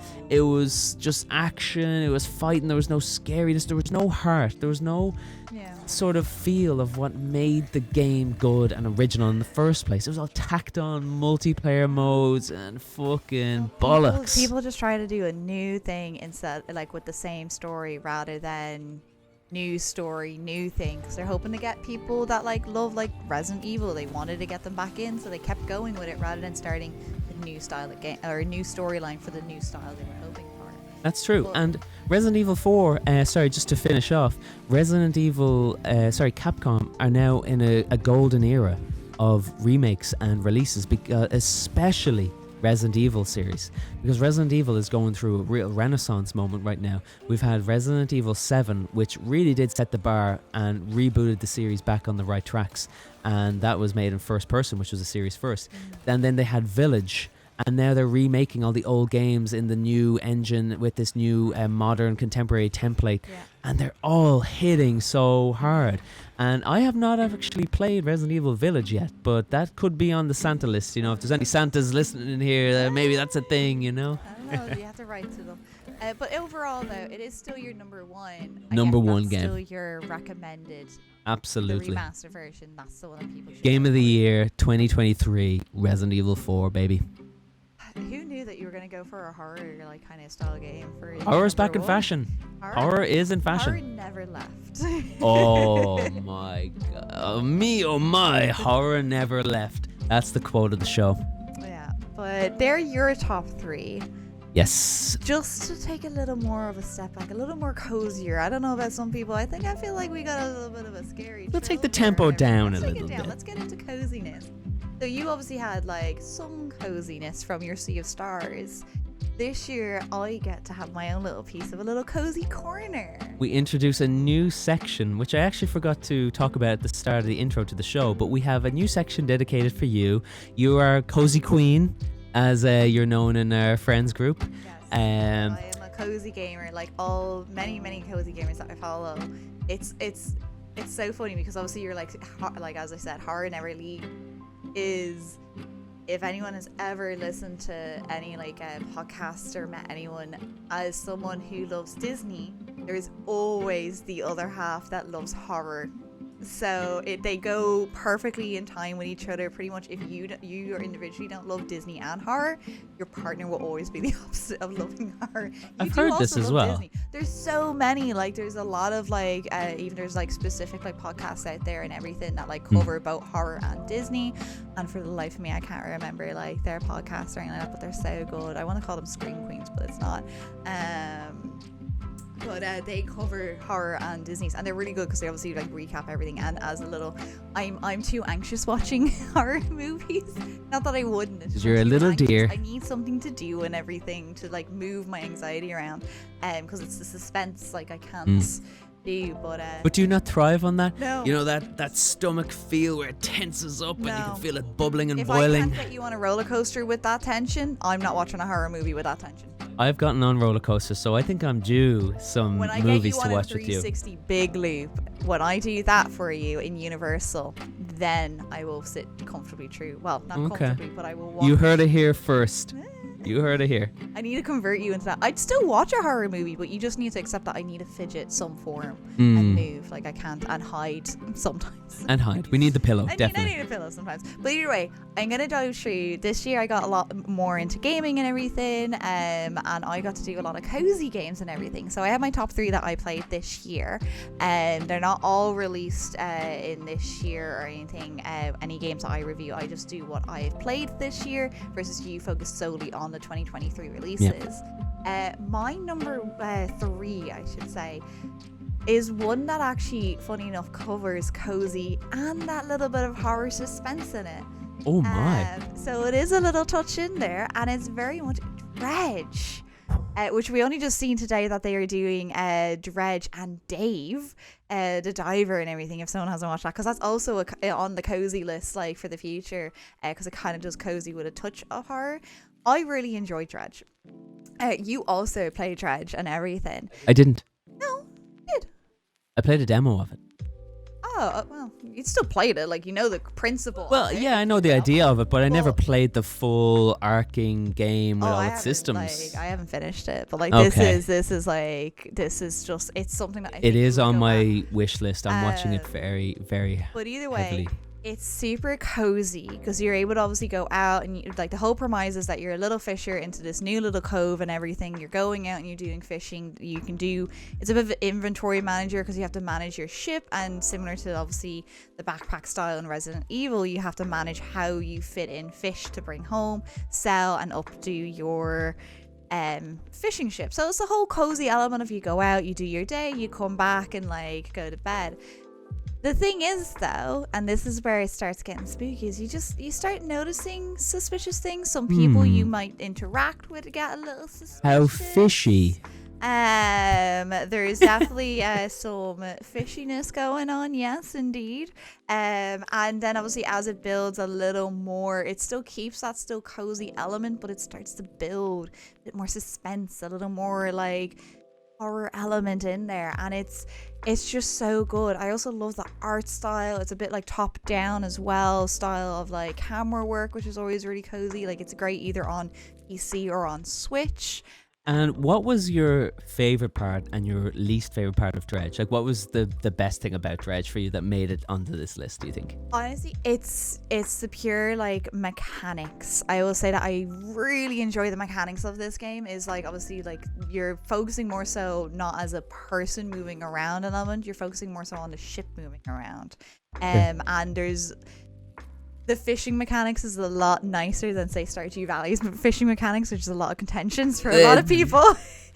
But we need to get the mods in on those fishing. It's so good that like it's just, it gives you so much like variety into it. Like you're able to go for like shallow fish, deeper fish. You're able to get like different styles. There's a bit of like kind of foreshadowing of where you can see. There's a lot of like explorations of the seas, of different islands and everything. So I would very much say the mechanic element of where you're able to move around, not necessarily moving a person, but moving the boat and then clicking on like the like the stores you wish to visit is a little more better than trying to obviously maneuver like a person around and then going through all the interactions. Yeah. It's just such a lovely element of it. And what then would you like to improve about Dredge? If there was a Dredge 2, It's catching on to how I like to like review games and everything. I go for improvements. At the moment, I don't think there's anything I would look to improve this. I think it truly has captured exactly what the game is trying to do, is giving you that like inventory, giving you that movement, and like even like from the sound and the, like the art style of it and everything, it perfectly complements it. Obviously, like there'll be people that will hope like some things move quicker, like in terms of upgrading your boats and like you know, maybe like how to upgrade like storylines and everything like that. For me, I think it really does just it. There's such a vast sea to explore in this game, like in terms of like this, like the elements of it, that I wouldn't want it to change, because if you change one thing, it changes kind of how the mechanics work, how it complements each other. For me, I wouldn't see an improvement. Like, I genuinely think it would be here. Now, obviously, if they could create a second game out of it, it'd be very interesting to see what they would change and add. But for me, I very much enjoyed it. I don't know if you had anything you'd hoped like was a little different from the demo you played. You know what? I'm actually looking I am looking at this game, and it is on the watch list. I would like to play the full thing. The demo was exceptional, and I would like to play the full version of it. Did you know that there is actually a DLC? They released that kind of Shadow released a DLC recently for it, and it's based in the Arctic. I think it's very short. It's only about maybe a handful of hours, if even, of content. Yeah. But there is extra Dredge. Now, that's not a Dredge 2, like you said, but there is more Dredge. I think that's the perfect thing, is that it's a perfect game for DLC elements, not a second game. Like, it would be interesting to see if they could get a second game out, but I think DLCs is best. It's like Stardew Valley. It is the top game that everyone will always, that's the cozy game that everyone goes to start with. We still play it and everything. It's perfect because DLCs get inputted into it, so it improves it, like new locations, new like elements. And to do that with Dredge as well, I think is perfect. Like, it doesn't need a second game. It does exactly what you need. And every now and then you just need a DLC to like spice it up with, like, as I said, like a collaboration with Dave the Diver and everything is a great like element as well. Very good idea. So doing those sort of little things are great, and it is why like it's in my top 3. But it's also like those sort of elements, like the replayability and everything like that, is why like it's number 3 for me. Is that it is just the cozy with a little bit of horror in there that I'm just like, ooh, like this is just nice. Spicy. This is it. Like, this is it. It's the perfect match of kind of cozy farm sim and horror. Yes. I love that. Yeah. And then you had a number 2 game. In a similar sense, is I played Spells and Secrets this year. It's only recently properly released out on Switch and Steam. I had played the demo early in the year on Steam, and I bought it on Switch there recently. It is a similar kind of top-down angle, so I think they always work better on a console rather than on a PC game, because I can just run around and not worry about like camera angles and everything. So it's a better controller game. It's a better controller game, like definitely like on a Steam Deck or on a Switch. I think is much better than on a PC, because you don't really need a mouse, you just need a controller. So it means that it's a lot more comfortable, that you can portability of it. I think this does very well from how far I've obviously gotten into the game and everything.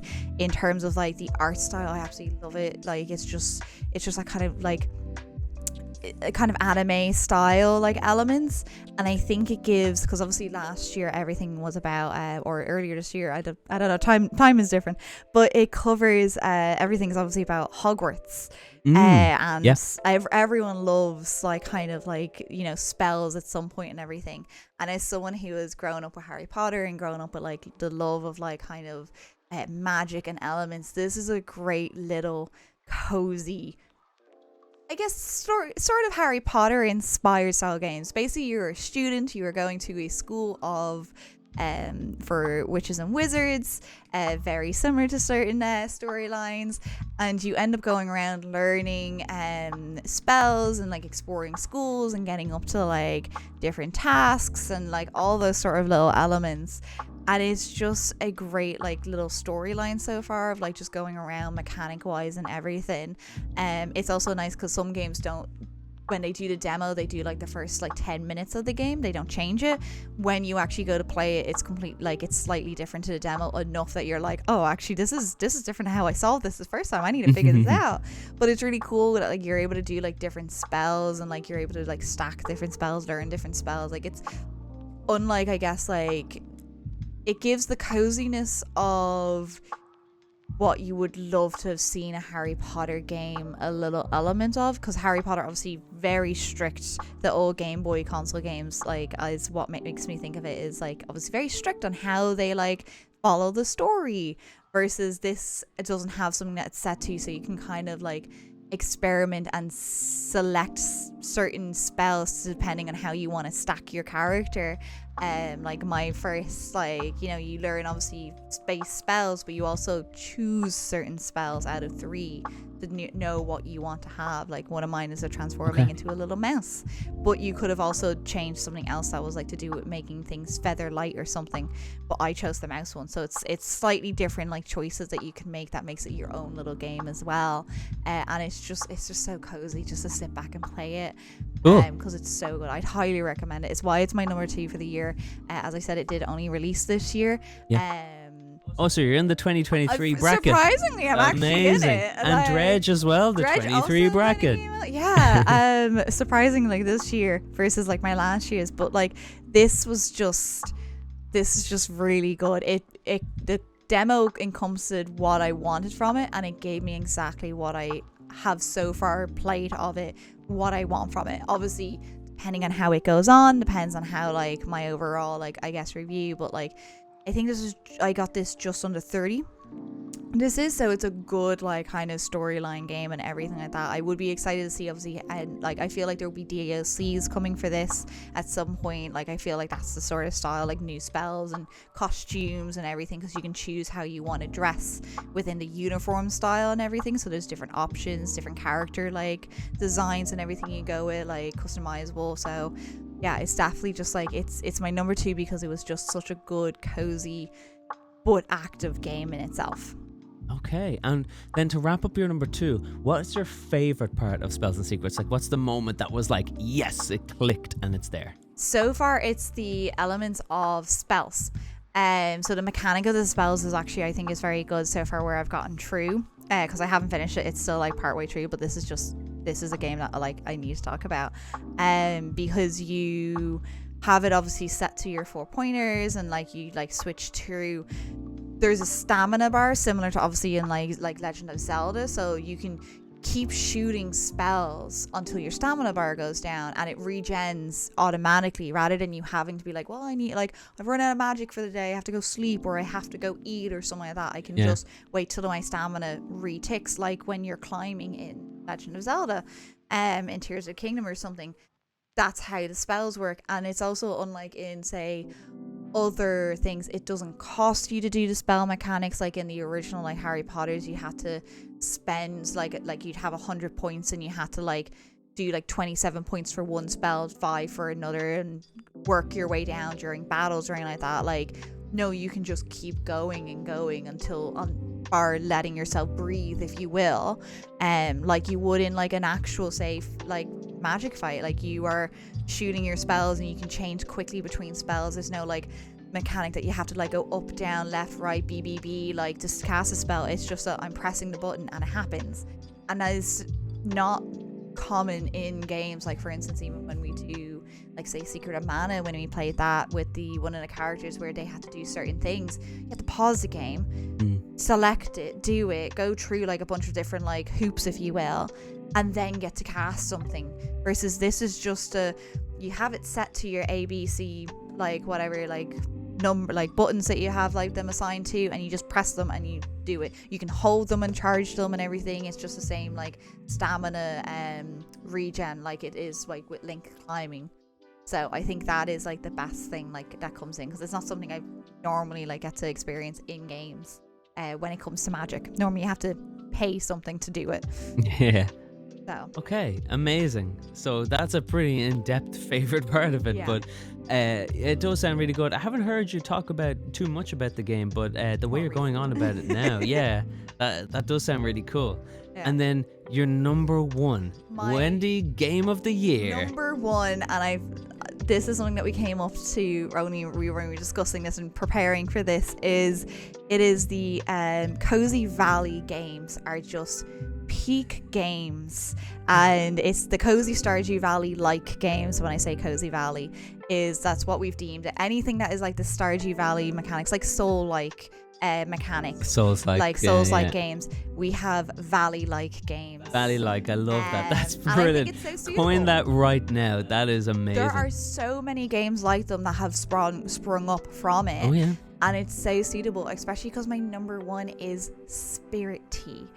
Spirit Tea. Okay, as so tell us about that. Someone who loves Japanese history, and especially someone who's just come back from Japan ourselves, I was so excited for this. This is very much a top-down pixelated game, very similar to Stardew Valley in a sense of like the mechanical imagery and everything like that, of like entering buildings, how buildings are structured and everything like that, and character interactions, like you can romance them, friendship them, gift them, all those sort of like Stardew Valley style like mechanics. However, instead of focusing on like doing a farm, you're instead running a bathhouse. The bathhouse isn't out for the locals, it is for the yokai and everything in the area and the spirits of the area. Interesting. So you start to like obviously different like designs of everything like that, of like different like spirits of the area. You have different like seasonal spirits, and you basically create and tidy up and do up this like bathhouse, and you have to do the mechanics like of like washing towels and cutting wood and putting on a fire and escorting people into their baths and serving them teas or foods or anything, as well as also unlocking new spirits and everything. It is a very clever structure of a game, I think, in a Cozy Valley style game. Most Cozy like Valley games end up being farming, because that's the easiest way to do things. It's not necessarily something that like expands and everything. And I think until kind of like with Stardew Valley, until we see Chocolatier or some other style games that will be coming up, some other themed games, I feel like a lot of people default to farming sim games as a cozy game of like, well, I'm gonna do something like Stardew Valley, let's just stick with farming, rather than going, how can I make this different? And I think Spirit Tea, which launched this year, is and again it's in my 2023 2023 bracket. We're Look at very, you. like, on trend this Look year. at you. But I think it's really good, because at the end of the day it gave different mechanics and different interactions and everything. So, you know, you can go about your day and not really worry. You end up getting this little spirit like setting that you can kind of like go from like real world or put on like a spirit imagery that like has like a stamina bar and everything like that, that you can obviously like go around and search for spirits and like invite and like, you know, reclaim them and get them back into and everything. And you wander around mountains, like you take care of them, and you can hire people from the local community to help in the bathhouse and everything. Like overall, it's like, for as much as I played into it, like I'd say like I've like a couple of hours, if not like a couple of days into it, I already love it, because I know it is the next Valley game for me that I'm just like, this is perfect, because it's the next thing that I needed from Stardew Valley, because I will always love Stardew Valley. I will always go back to it. It's our first game that like got me into cozy games. I was like, oh my god, this is exactly what I wanted. Yeah, this is the next thing. So this is number 2 in like ever cozy game, Stardew Valley being number 1. This will be my number 2, I think, for quite a while, until I get to see what Haunted Chocolatier is going to be like, which I think will probably take second place. But until that game releases, this is a very good second in line Valley game, Cozy Valley game, because it's just, it is one that I would recommend for anyone who loves Stardew Valley, anyone who loves like a little bit of like Japanese themed games that isn't like heavy like anime combat styles, but just cozy games. Because I know the current like cozy game we were looking at today released like, which is basically a Stardew Valley copy but just set in Japan, that's released on Apple recently and everything like this year. Yes. Like that's only on Apple like Apple Arcade. So And it has the most nonchalant name, I think, as well. That it's called Japanese Life in Rural Japanese Life or something. Adventure.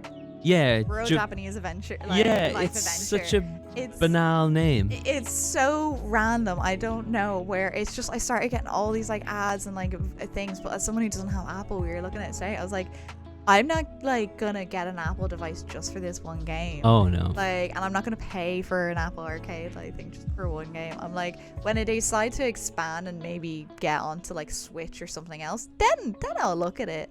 But that is very much a carbon copy. I like, from what I've seen, I haven't played it, but from what I've seen of obviously the Japanese rural life adventure, Whatever it's called, that is very much a carbon copy of Stardew Valley, I would feel.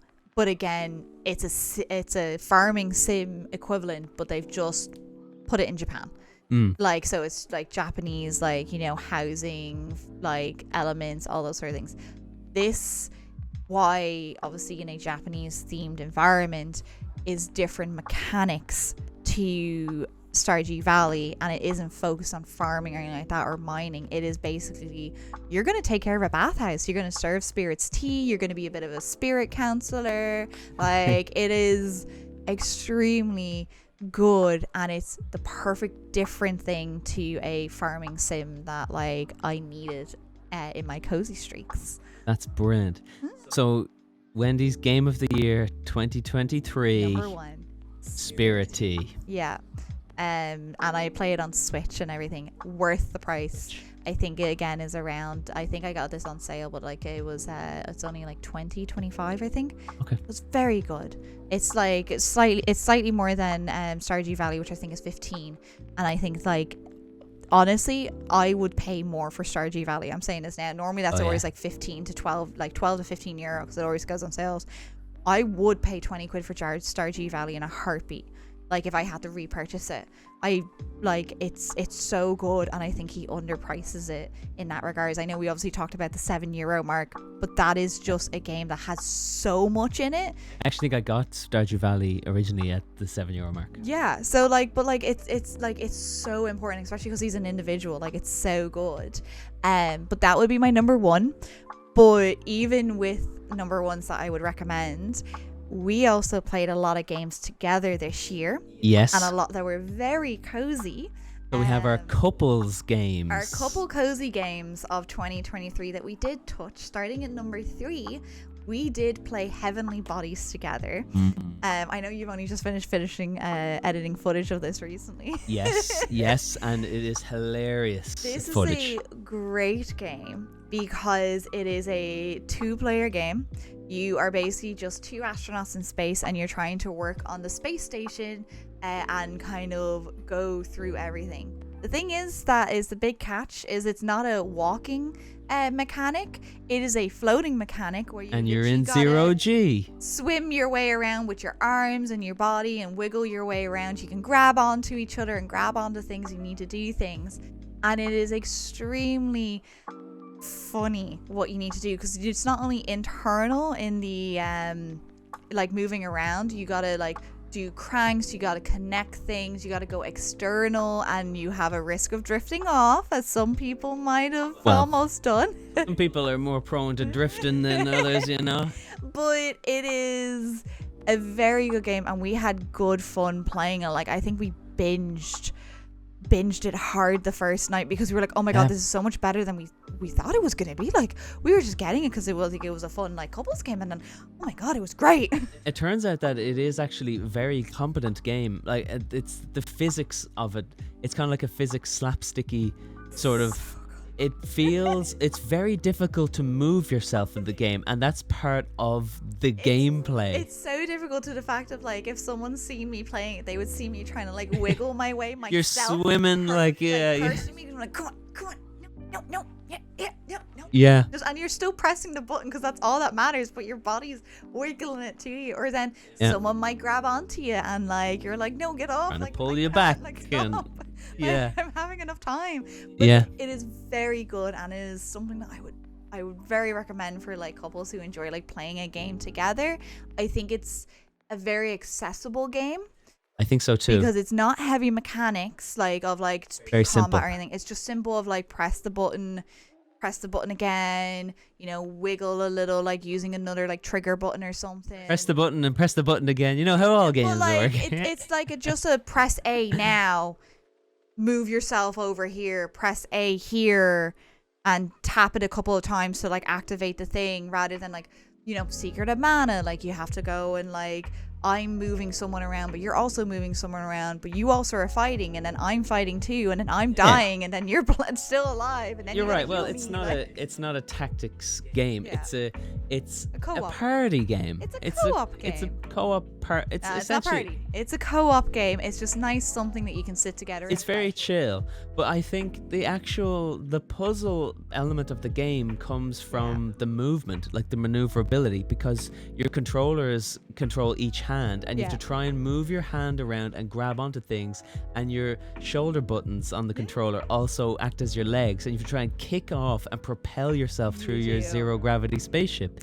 And that's the difficulty of the game. It's not the puzzles, it's the maneuvering into the right position with your co-op buddy to activate the puzzle to solve the puzzle. And it is also 4 players as well, which means that's a party game. That's a party game in my book. But it's a great couples. We played it as a couple. Is very good. I don't know. I think there would be a lot of messing if it was 4 people. There would be so much. I think too this much. suits better as a couples game where you can just like, cooperatively talk to each other and just like kind of move your way around. Was this remote play, or did we both get it?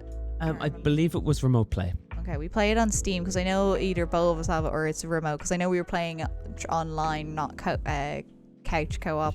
But it would be great couch as well. You'd be tearing your hair out trying to move around your ship. In saying so, is because that's my number 3 that I like deemed of like this was our like top couple games.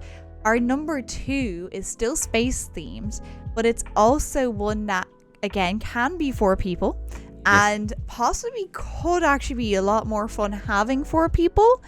But Lovers in a Dangerous Space-Time is a very good game, I think, of as a couple running around. Like you're basically, the idea is that you're in a little ship. It is a side-scrolling kind of like side-scrolling, would you say? Like it's just like a 2D in a space. Think Worms. I don't know why Worms comes to mind when I think about the style of like you're facing it and you're not like moving. Yeah, it's 2D, but you move around in multi-directionally. Yeah. Floating in your spaceship. Nice. There you go. Basically, you're like for us, it was just a pair of us. We were on a little ship, and you have to move around space. You're avoiding obstacles. You also have to shoot people. You have to control a shield. You got to do like special like release of like cannons or something. Like if you're not sitting on the sheet, it's not a seat. It's not shooting kind of. Somebody thing. has to steer. Someone has to be at the position to make it work, unless you get certain gems that you collect that upgrade the area, like the machine on your ship, and in turn then obviously makes it much like could make it automatic. If you get the wrong color, it could make it completely like different. Like it depends on it. There was a lot of yelling in this one. There was. It is a brilliant messing kind of slapsticky kind of like fun. A lot of the fun comes from like the coordinating and the jokes that come out of the mess ups from trying to coordinate and move your ship, but instead crashing into a planet. Like think like Chuckle Brothers, and think Ross and Friends, like with the pivot and the to you to me to you to me. A lot of like pivoting. Those like questions, like those like comical moments, because it's a like no like do a little further like that way. No, like no, don't go that way. You have to come back this way because we have to go down, this way down, in the map down. and everything. Like up, down, and then it's like you need to get off that. Like stop driving. Like go shoot at the cannon because I can't reach it because I'm defending on this side. Blah blah. Move the shield so we don't crash. Wasn't this the game that I also, in the heat of all that, said that I hated you? One of the games. Oh my editor, cut that out. Oh no. No, obviously like always in jest and everything. I know it's in jest. Of course. It's still on camera though. It's still It's still recorded. technically It is on camera. still a voice clip. But yeah, no, it's just the irony because obviously it's called Lovers, but like honestly, it could drive people You turn apart. into the haters. I was You gonna turn to say- the haters. Haters are right. I Good think- call, haters. I think it's the clip 2. Like the compilation clip 2 that you've posted, or 1. Sorry, because that was like one of our early games in the year that we played. That's right. Yeah. But you would have had that on there of where literally you're saying like not lovers but haters. Not lovers, but haters. Great fun. Really good I fun. really enjoyed it. I guess for yourself, how did you enjoy them playing it with like, or in general, what did you like of it? I actually only played this game for about an hour before I had played it with you because it's actually an old game. It is about, I think it's 2014, so I think it's about 10 years old. It was one of those early Steam games for me that when I first started getting like a laptop and onto Steam, and I played it for about an hour, never really gelled, but then remembered it this year and said, you know what, that could be a cool multiplayer game. Went back and it was a cool multiplayer little co-op game that we could play together and get so much. We got right into it a lot, and we were really good at coordinating. We were really good at shouting at each other. It was really good. It's very good. But again, it's like could be a good group game and a good co-op couples game. Yeah. In saying so, a great co-op game that is a lot of shouting. My number 1, which I think you do agree on, is Pizza Possum. Pizza Possum. So if anyone hasn't done this came out obviously as a demo, but it has released. We loved the demo so much we played it 3 times, and the moment that it came out we did buy it. Didn't matter if it was going to be on early access or not, I was going to buy it. We burned the game out. burned We it. played it so This much, was the demo. during the Steam demo fest. Steam Next Fest, Yeah, yeah. Next Fest. This is so good. You're basically playing as a little possum and a raccoon. You're running around and you're just trying to like collect food, pizzas, everything. You're trying to escape the local animal. Because a elements. bulldog police Yeah, there's, like, officers bulldog and police stuff, officers they and will different chase dogs, you. and they'll chase you, but also sometimes like obviously like there's other animals that are doing different roles. This is just a whole load of messing. It is a kind of a top-down style animated game. It is very much you just run around, you just run. There's not really I need to like do this. Like there's obviously some thoughts that you need to kind of like work around, but to coordinate and everything together. But at the end of the day, it's just a bunch of laughing, messing, good time, and I love this game so much. I think it's really appealing because the character design is really kind of cute, and it's just they nail that sort of feeling in its sort of aesthetic and the sort of the feel of the game. That sort of, it's very slapstick, so it feels like a Gang Beasts or a kind of like a Human Fall Flat, so it's very physics based. But you're right, it's like a ragdoll, exactly. And you're dead right in saying that there's not really much thinking that goes on in the game, and its simplicity is really its most effective sort of tool and gameplay element. So effective.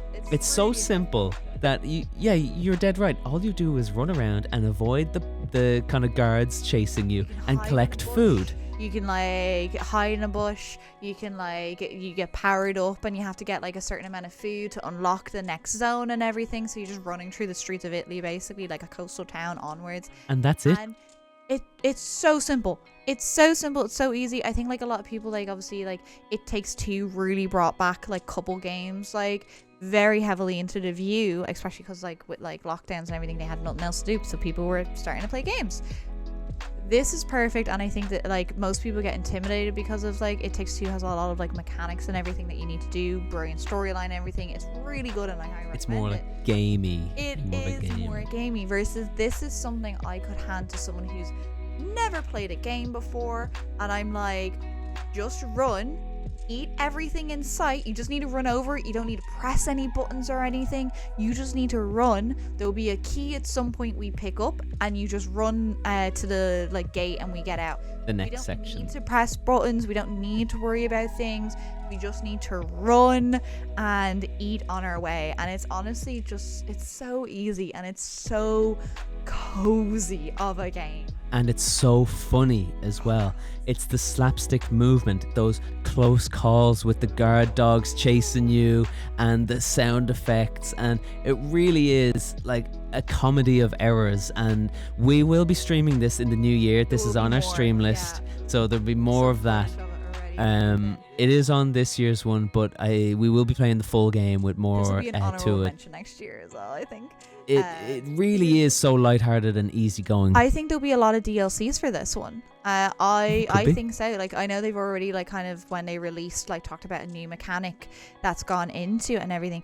I think like there'll probably be like free DLCs, like kind of stuff. I don't know if obviously like maybe depending on how big it is they could charge, but like I think this is only like 10 like euro or something like that. I think and I got it it's- for 6. Yeah, because Yeah, it's very. is it crossplay or is remote play? I believe it's remote play. Yeah, I think I know you. I think you gifted. It is remote It play. is remote play. Yeah. Yeah, Well, it is like remote I play. have a better internet, so I have it. He gave me the Don't control. shame my internet.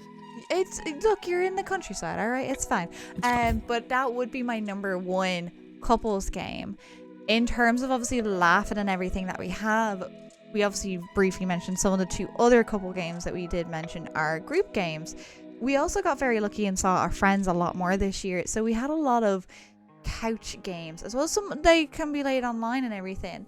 The group game. The group yeah. games are so important, and they're classed as cozy because unlike say Overwatch or Apex that you might play online with your friends that are Too sweaty. sweaty. They're Too sweaty.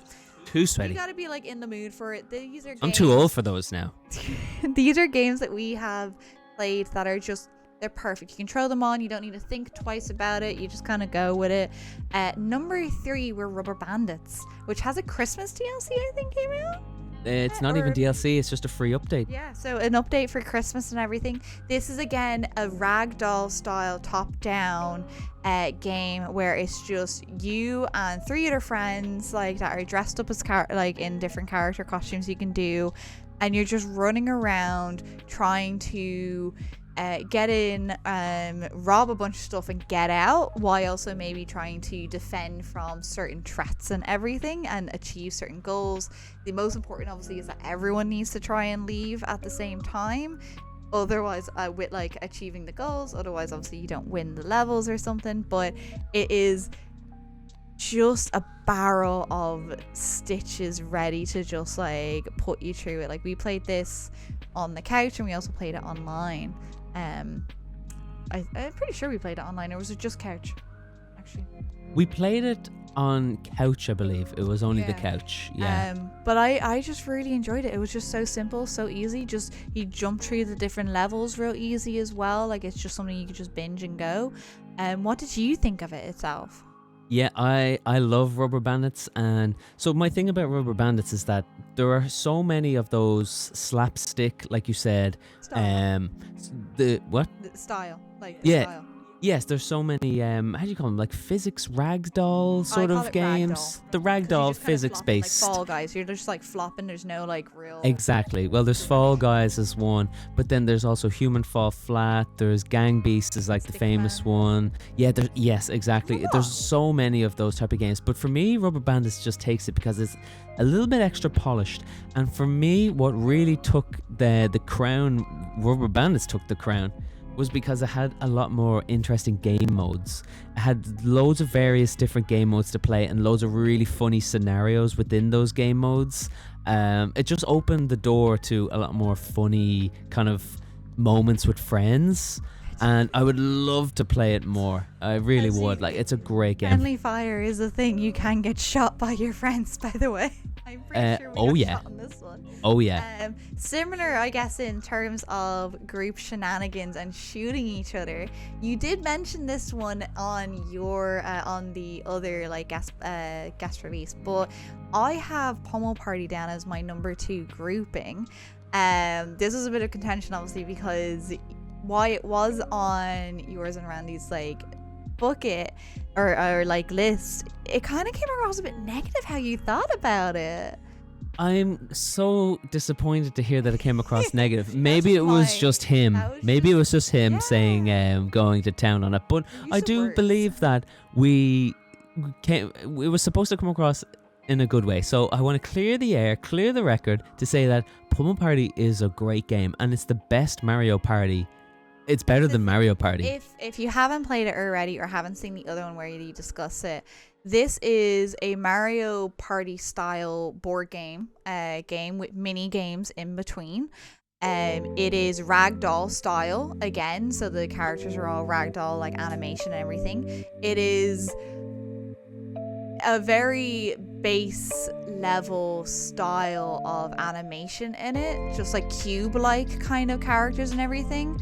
And I think that's that's kind of where like some contention comes in, going like, you kind of like ragged on it, even though they're ragdolls. But I think that suits the indie style of it, and I think you guys compared it to like a college project that it's not polished. But to me, I'm kind of like, actually, I kind of liked that style rather than like, you know, making it too fancy and too That's fair. animated. It was funnier because at the end of the game, end of the day, unlike in Mario Party, where it's very PG and you gotta wait around and you gotta see what happens, there's a lot of stakes in this one because you could end up getting like a nuke and dropping it on someone. You could get a sniper rifle and shoot them across the board and make them drop all their items and keys that they need to collect. Like, it is very much I can't believe you did that to me. How could you do this to me kind of reaction when someone does something to you. And then, of course, you go and do something just as bad to them because you're like, well, you hit me with a wrecking ball. I'm going to go hit you with a surprise box. Like, it's very like funny how things happen. And we've done this both on couch co-op and online playing and everything. And I think it's a really good game. It just doesn't take itself seriously. And it's perfect. And I think you're right. A lot of the charm of Pummel Party comes from it not being polished within an inch of its life because it is ragdoll and it is funny like that. And for me, why I keep saying that Pummel Party is the best version of Mario Party, that even Mario Party isn't better than, is because of the overworld. So when you're on the board game part of the map and not in the mini games, well, the mini games are better in my opinion, but Nintendo obviously have a very polished game in Mario Party, but this feels more like a college project in its ragdoll physics, and it's a little bit of jank here and there, and that's kind of part of its charm. But for me, what takes the crown is the overworld on this game, on the board map. So you can, like you said, you can drop explosives on people, set mines. You can. There's more things to do when it's not your turn. There's. Yeah, you have health. Each of your characters has health on it, and you can actually get shot, like you said, like it's from a sniper across the map, or drop a wrecking ball on somebody, and that can set them back. Or if they die, then they can actually have to respawn then in like a graveyard section of the map, and then they come back to life at a different section. So there's a lot to play for. It's not just keys and stars, it's now your health as well. Yeah, it's much better because there's a lot of actually trophies at the end, and you can customize trophies and do things, so you can track how many times like you blew up a person, how many times you died, how many things did you lose versus how many did you steal from other people. That's true. You're dead right. So and that all affects like the ranking at the end of it, which I think is much better than obviously Mario Party. It's very much if you just run through it, you're fine, like it's not going to worry too much, versus this is like anything goes. No, it doesn't matter what you look like you're first on the board. Whatever you've done during that game affects everything. How many like mini games did you win? How many times did you lose mini games is a thing. The mini games are great because it's not just like that board style. Like you also do like obstacle courses and everything. But because obviously your ragdoll style is hilariously funny trying to move a ragdoll through an obstacle course as things are rotating and moving, and like, you know, in those like certain ones they like allow you to like move the camera a bit more to see things and everything. And I just think it's just hilarious. It is, and one of the main kind of features of the game, one of the better features I think, is its customization. Like you just said, you can set up the game however you kind of want, more so options than in Mario Party, and it's just more of a game fitting for, I think, adults more so than Mario Party.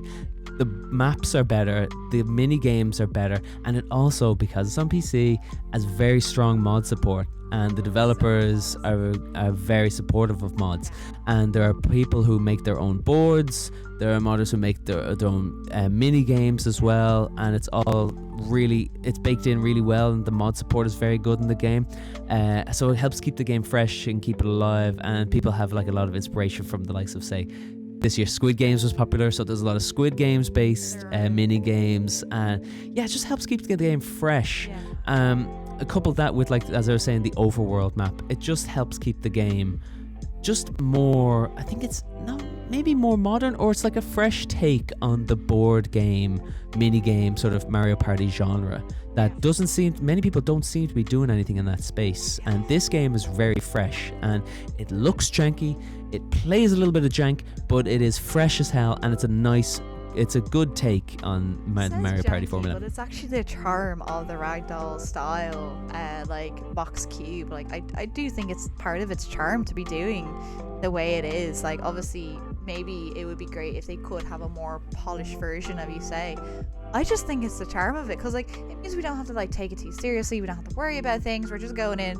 We can all be chatting and like whatever, and then you just look around and like James is being hit with a ball, and you're just like, what happened? Like how did you die? Like where are you?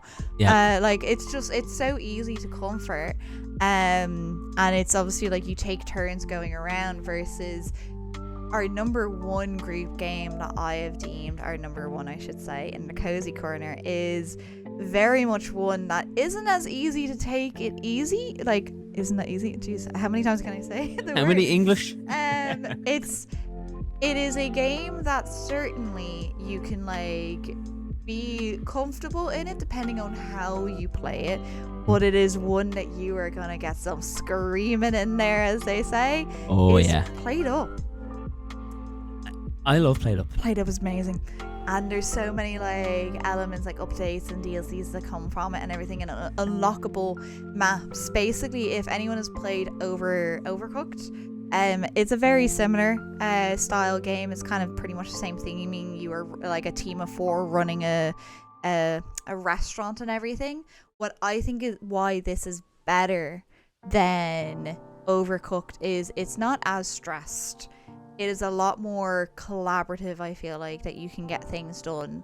And obviously you're running a cafe, like a restaurant. You've picked your like thing that you're making, Your cuisine. Your like your like recipe for the evening. You have your maitre d' out front that someone else is like making sure people come in, and they are, you know, taking care of orders and cleaning tables and washing dishes. And there's so much mechanics in this, and I think you played it solo at one point because you loved it so much, and we've played it as like a couple as well, and we've played it as like 3 and 4 players, depending on obviously the layout that you get at that time, like that you've picked, depending on what food you've picked, depending on how like what level like power ups you or like crossroads you've chosen, depends on how the game goes to get through. I think it's like 16 days is like 15 days, I think it is. 15 days yeah, is like yeah. the run through and everything, and it is actually well thought out.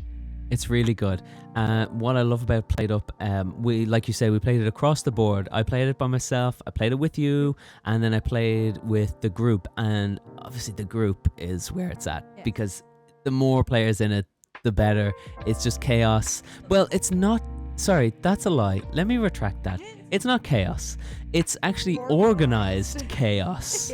There you go. That's the way to say it. Because it's easy to see Played Up and immediately make sort of assumptions about how it looks, a comparison to Overcooked. They're the first comparisons you're going to get. And in reality, those two games, while they look like cooking simulator games, they are not at all in the same league of game. Played Up is like a management simulator in a way. Management game. Yeah, So you're important. managing how well your restaurant is doing over time, whereas Overcooked is a party Pressure. game, level-based party game where you go into a level and there's fuck ups and mess ups that come at you purposely to kind of make it as Moving chaotic as platforms possible. and everything. And Yeah, like, it's more oh, stop. fantasy-like. I just want to make a burger, okay? And Yeah, serve it. it's purposely set up to be Yeah. as chaotic as possible. But Played Up is a roguelite. So the more you get into it, the more you unlock from it, and then when you lose, then you can unlock maybe a better oven for your next run, or a better table placement, or dishwasher, like or the bigger anything. table, or you can get effects like candles or Environmental effects that like improve like exactly how people work. faster maitre d' that brings people out of the queue into their tables faster to keep the stress You levels can down. also add how many like different like food elements depending. Like it sometimes they'll be like, oh, add an extra, like start adding tomatoes to your burger, or Add a or starter. add a starter / side, so it means that you're cooking more or adding an extra step, and it's so good. I It's really enjoyed this game. really smart game. And relatively cheap as well. I think we got it for, was it 12 quid Again, at it's the that start of the year? We got perfect, so like, 7 to much. 15, Exactly. We got so much use out of it. And the last time we played, we actually just opened up the game. We had completed our first run and Yes. just opened the game up. So there is a lot more potential in it. It's very mod supported as well. And there's a lot of, although we haven't got there because we barely finished the base game. We enjoy the base game though. Yeah, so so I can only much, imagine yeah. what would happen if we did mods. True. And like you said, it is really well supported. The devs are always updating it Yeah. with extra events. I think they always do like Valentine's events and Christmas events. Yeah, it's so good. It's like if you took Overcooked and subtracted the stress. So Overcooked is a friend's breaker. Played Up is a friend's maker. Oh, that's going on a t-shirt. That is brilliant. Brilliant. But yeah, they were like all of them like are great. Like obviously we played loads of group games this year, like focusing on our online, our digital versions. But certainly next year we just did like board games, obviously. So hopefully next year we'll have some board games thrown in there. For those Yes, who absolutely. Don't want to just play this, but as they were obviously all of our like the cozy games that like I'm gonna cover that we've played for this year and everything. I know you have a bonus game. Oh, is Santa reaching into his little sack here and reaching at the old Santa bonus does game? have a sack, and this is a game that you want as basically not necessarily an honorable mention, but a game that you do want to mention that you Yes. enjoyed. I always have a bonus game, and it's a game from a year that Not it's present. not this year. Yeah, so it's not a game that was released in 2023, but it's an exceptional game that I think is absolutely worth playing and going back to. And it could be from any year. It could be from 98, it could be from 2007, it could be from 2015, anytime. And this year, that game is Prey. Oh my god. I don't know how Prey escaped my, let's say, grasp for this long. Your vision. Because this was made, Bethesda published, Arcane developed. I love Arcane Studios. Huge fan, as I'm sure a lot of people who know Arcane would be a fan of their systems and their design. The makers of Dishonored and Dishonored 2 and Deathloop, and also now Prey. Prey came out in 2017, and it came out it wasn't critical success. And I don't know why, because I remember it coming out at the time, but I don't remember it ever being that popular. But the thing about Prey is that it kind of encapsulates some of my favorite game design elements and genres. So it's an immersive sim. So you're on a ship, you're on a spaceship, and there's a catastrophe that is after happening. You know about the catastrophe and how it's played out. No, you know the catastrophe and its end result, and you're reverse engineering to find out how it played out. It's like a reverse murder mystery. Kind of going back into your memory Exactly. and So playing out your memory instead. yeah, pretty much. Yeah, so you're trying to piece together what has happened on the ship after the catastrophe has Yeah. unfolded. So you're trying to go back then, sort of, and piece together everything that's kind of unfolded. Yeah. So the game, yeah, it's so, the immersive elements of it. It really is, like, I know when games say immersive, it's very, the game is slow, but you could play it fast. Yeah. Or you can play it slow. There are different abilities you can get. There are different talent trees that you can go down to be more stealthy. You can be more action focused. You can be more defensive. You could be more engineering and make your offense more about sort of like turrets and defense systems. The enemies are these kind of like sort of plague sort of beasts. They're kind of like these ethereal sort of plasma sort of beasts. Really, it's a really creepy atmosphere. The sound design is, for the most part, quite good, in that the monsters sound real like electronic and sort of like ethereal, sort of like really alien sounding. You can kind of like, the best thing about the game is that because it's immersive and it plays like an immersive sim, is that you can kind of hack your way through the game.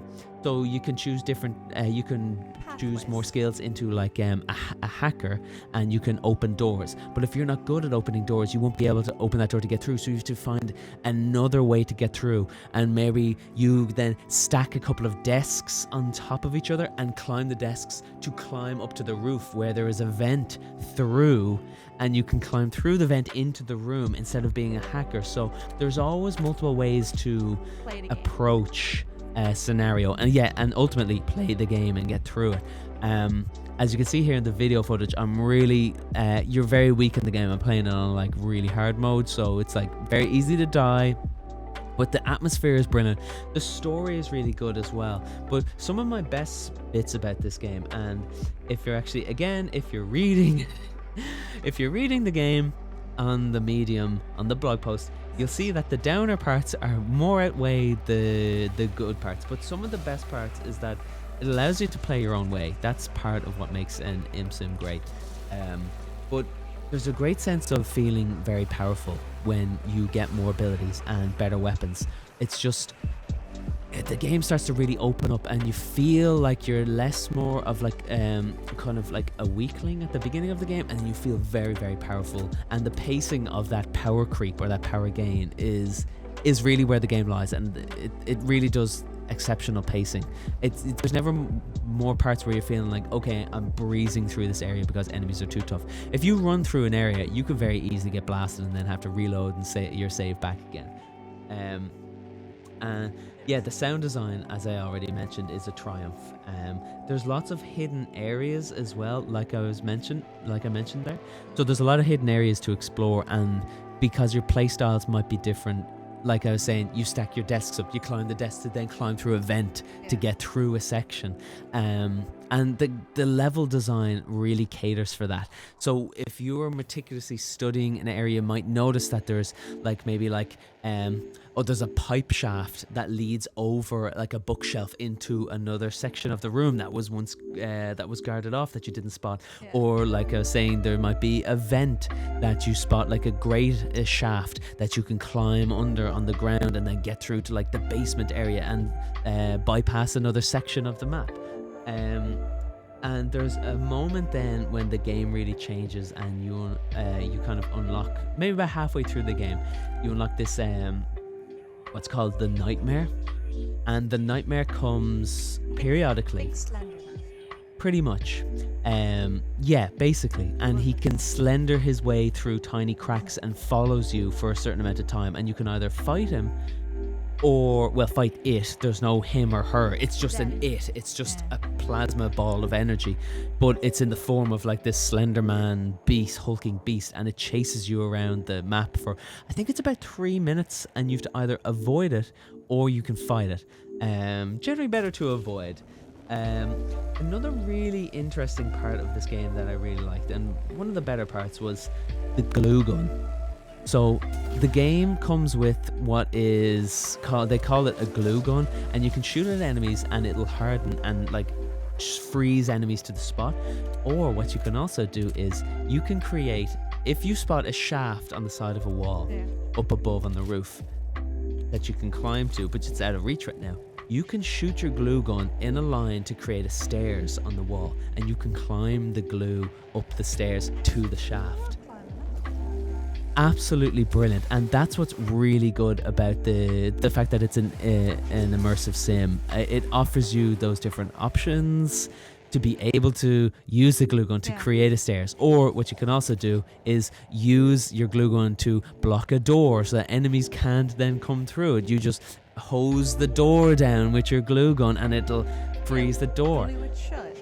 Glue it shut. Who'd have thought? But it really is so good. I was hooked on this game. I got it around midsummer, around July time, and I put about 30 to 35 hours in it. This is one of those games where I just got for 3 weeks straight 10 plus like voicemails a day about this game, which could be like varying lengths of like, oh my god, I can't believe this happened, like, oh, this horror that happened, or like I'd get like we'd like part of our phone call like in the week would be like, or our walk like conversation would be like, this happened in Prey and I can't wait to tell you about it. And I love that because it shows how good like the game is. Like definitely for me it's very, I wouldn't play it, but like even watching you play it and like listening to you play it, I get real BioShock vibes from it. Absolutely. And like, because like obviously in BioShock, like you're running around, you're still trying to like solve clues and everything like that. So it's really interesting to see that in like a different obviously like game itself. And I think it's so interesting because even like the footage that like you've shown, it shows that like, you know, you could just go into a room guns blazing and like defeat something, or you could do like a more tactical way or like a more stealth way, like it all depends and everything. And it generally sounded like a really fun game for you to be playing, not just because you were gushing about it, but the mechanics of it sound very interesting, and right up my street. They are very much like your style mechanics, your style game and everything. But like it also, I think it's a very accessible game. Obviously not when Slender Man, like the Slender Beast comes for you, the Shadow Man, the Boogeyman and such, but it seems like it's a game that you could play and you could enjoy and everything, even if you're not like that big into like those sort of like kind of like BioShock thing, but you can still enjoy it and everything. Well, it's funny you say that because the story is actually, as it's playing out, is exceptional. So it really does lay the story bare for you, and you're trying to piece together. And there's always this feeling. Yes, exactly.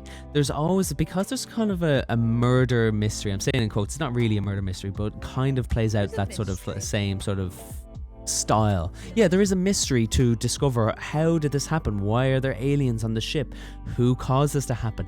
And you listen back to audio logs and people are talking about who did this, who's in charge of this section of the ship, why they did this. And there's a lot of really good environmental storytelling of what happened around certain ships. Like to be like, you know, you walk into like say the captive area, like where the aliens were held captive on the ship, and all the environment is like completely destroyed and the cages are burst open, and it tells a really cool story of how the aliens escaped from there, and you can see it in the environment. And that's just a simple example, but I really do love that. And I always felt with the story that it was just always looking for the next bit of story.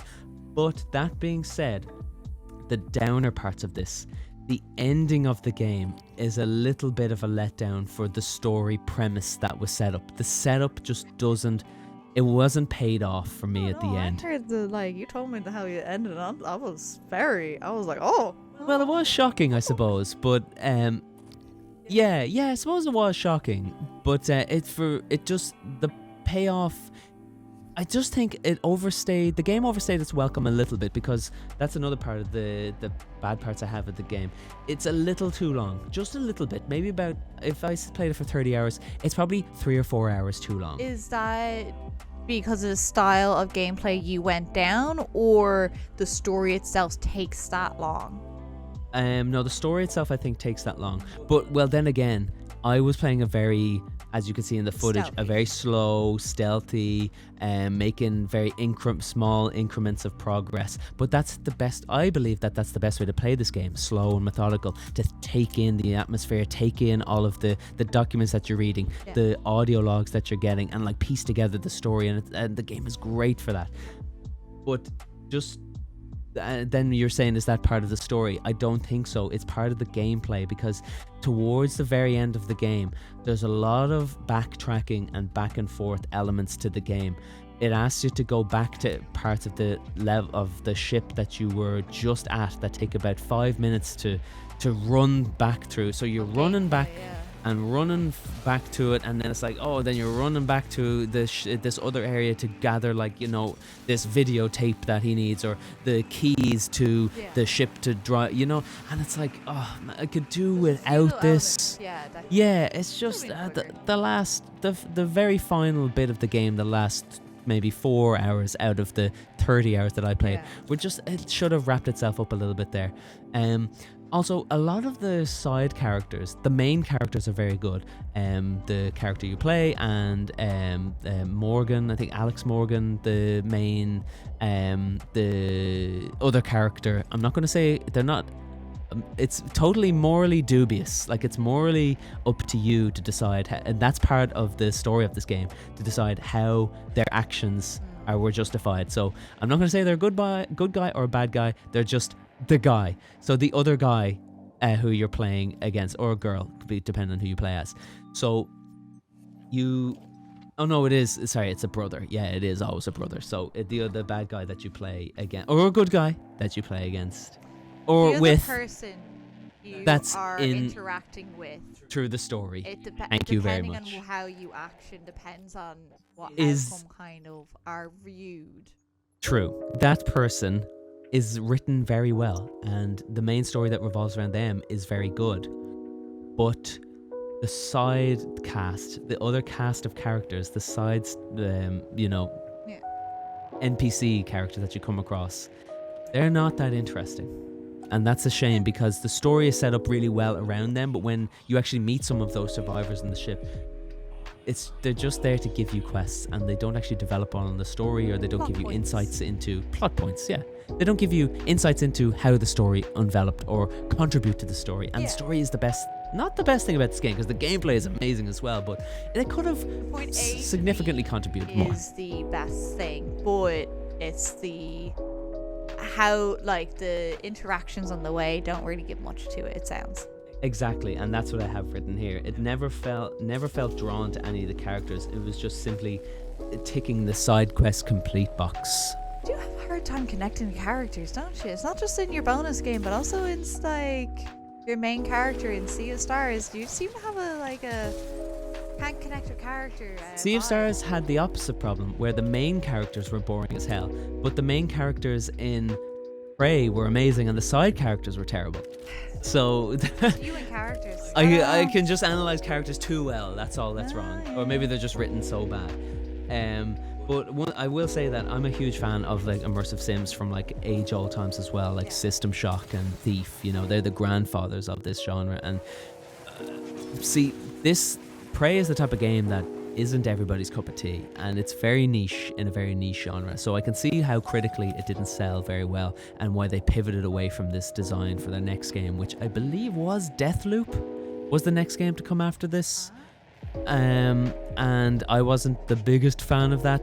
What they tried to do, so let me just say finally on this, what they tried to do with Deathloop is something they did in their DLC for this game, which is called Prey Mooncrash.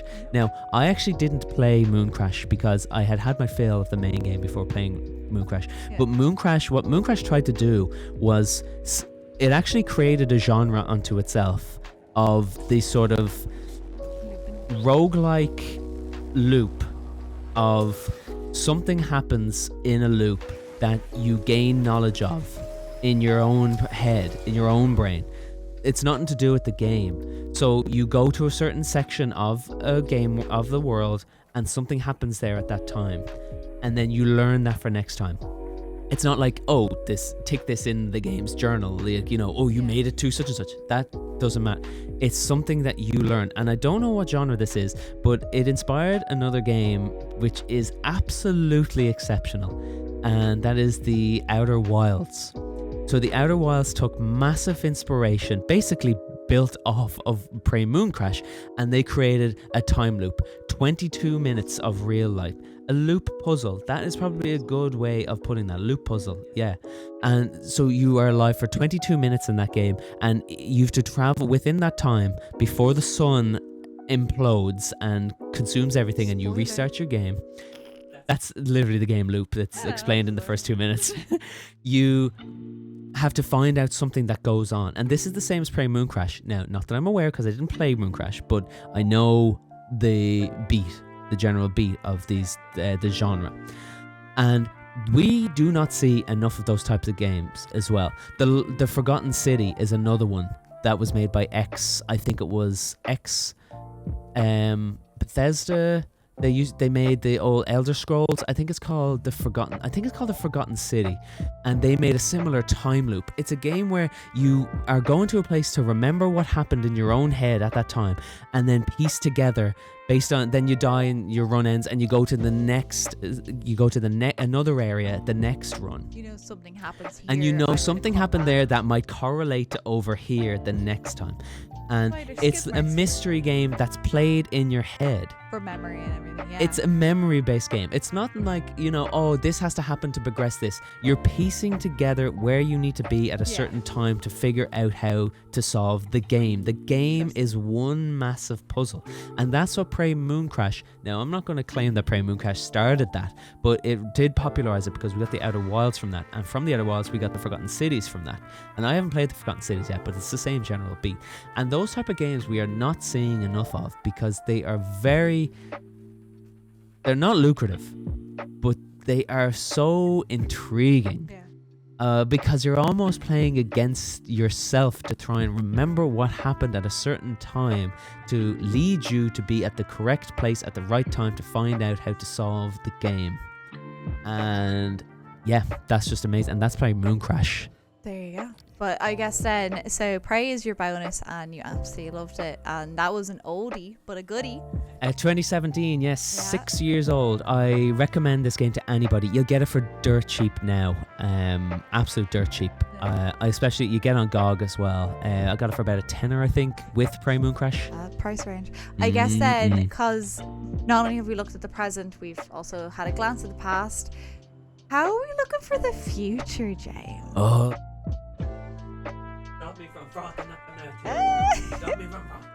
Well, calm yourself. I'm gonna go through my frothers first. The games that I'm excited for that I want to play for next year are on my wish list and that have kind of a rough release date or expectation for next year that I am most excited for. Mine are, of course, from a cozy perspective, and I have 3 of them because I did a countdown. Of course I had to. And everything, but that's okay. Well, that's okay. You really are looking for it. Oh, you could have so many games. My 3rd place is Discounty. Neither did I until I seen it, and I just researched it. I was like, oh my god, no. This comes back into our Cozy Valley like games. This again, because it's not just another cozy sim game or anything for farming. This is a similar Cozy Valley game, but instead you are running a little convenience store. Like, it's just a different mechanic. So I have a farm, I'm gonna have like a chocolatier eventually in the future, and I have a onsen at the moment, hot springs. Now I'm gonna get a lovely little cozy convenience store. The clerk. Yeah. That is as far as I'm gonna dive into this. It's still obviously in development. It hasn't released yet. I'm waiting for demos to drop and everything. It's very much going to be one that I am excited for, just as much as I am excited for Moonstone Island. Now this has released, and I will be getting this on Switch because this is again a very much a Cozy Valley like game. And it is kind of up my alley because it's closer to Stardew Valley in terms of mechanics because there are farming elements to it. However, you're basically this little witch flying around and exploring, and a little more combat. So very similar to like the top-down pixel games of like Zelda, running around, but mixed with Stardew Valley kind of home life and farming and everything. So I can't wait because like I get to do a little bit of combat, not down in the mines but out in the open. It's a bit of a fantasy style. It looks very interesting, like the art style and everything from the demo I played. I really enjoyed it. And then you also get that like interaction of like obviously still getting my little farming sim that I always do enjoy. I love planting. All about the farming. It's fine. Which is very funny because obviously these are two, like my 3-2 are very much Cozy Valley games. My number 1 is not a Cozy Valley game, but it is a cozy game. So I guess someone could debate that it is actually Cozy Valley, but Coral Island, I have this as my number 1 because I am very excited for it, but I am waiting for it for not on Steam, but for Switch. Why? Yes. So in terms of like knowledge and demos and everything, I have had a good go with it. It is, how do I describe it? It is a kind of a 3/4 top-down style view, similar to Spells and Secrets. You do go around as a character and everything like that in a, not in a pixelated style, but kind of in like that 3D style, kind of sketchy. Like it's a lovely animation and everything. I haven't delved too deep into it because I don't want to spoil too much, because normally these sort of games you kind of play a little bit and you learn a lot more than you're ready for, and you're like, no, I didn't want to know that. But it is a bit of a romance sim, a bit of an activity sim with some farming, some like mechanics and everything like that in there as well. Like it's just like at the end of the day a great cozy game, which I just think is going to be great, but I'm not going to go too deep into it until it comes to Switch, because it's just that style of perspective in a game that will be the best on a Switch or Steam Deck. But otherwise it, like, you could play it on Steam if you wanted, and they're certainly for me my 3 for 2024. We'll see now if it makes us into because there's obviously loads in 2024 I'm looking for. I'm wondering if these 3 will be in my top 3 for 2024 end of year. So it will be interesting to see if they do make it, if they're as good as I'm hoping for, or if something else releases that beats it that I didn't expect it. But I'm looking forward to certainly the new year. You have a very specific one that we're looking forward to, that I'm also looking forward to, but this is more so he's introduced it to me. You have... We only just got it. Funny enough, Helldivers 1, as we'll refer to, we've started playing it. We've played it individually. We've played it as a couch co-op. We've played it online together in remote play, is it? Or is it? It is. Oh, yeah. Well, I'm talking about, like, do we both own it? Yeah. So for this, it's a top-down style, like, visual. You're landing down and you're being like this like team of little like kind of explorers to like shoot bugs and do different tasks on a planet. Helldivers 2 is slightly different though. To run himself over. We have this old clip. I'm wondering, because obviously I haven't dived in too much to see what Helldivers 2 is going to be like. I just know that it's a different perspective, different graphics. Obviously in Helldivers 1, with the style of top-down isometric, it is very much... I think it will be more appreciative of being able to be over the shoulder, because it is a little harder to aim. People get shot. I mostly do the shooting because I can't control my like thumbs properly on a thing. Friendly fire.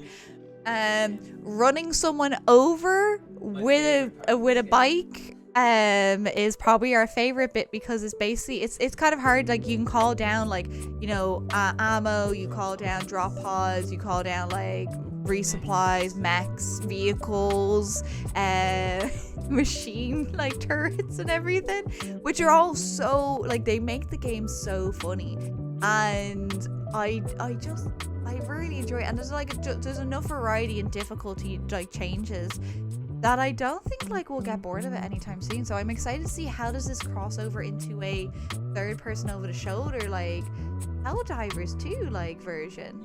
It doesn't take that itself too seriously in the thing because of the premise of it, I guess. But I'm hoping that pretty much the same mechanics that happen in the first one comes into the second one.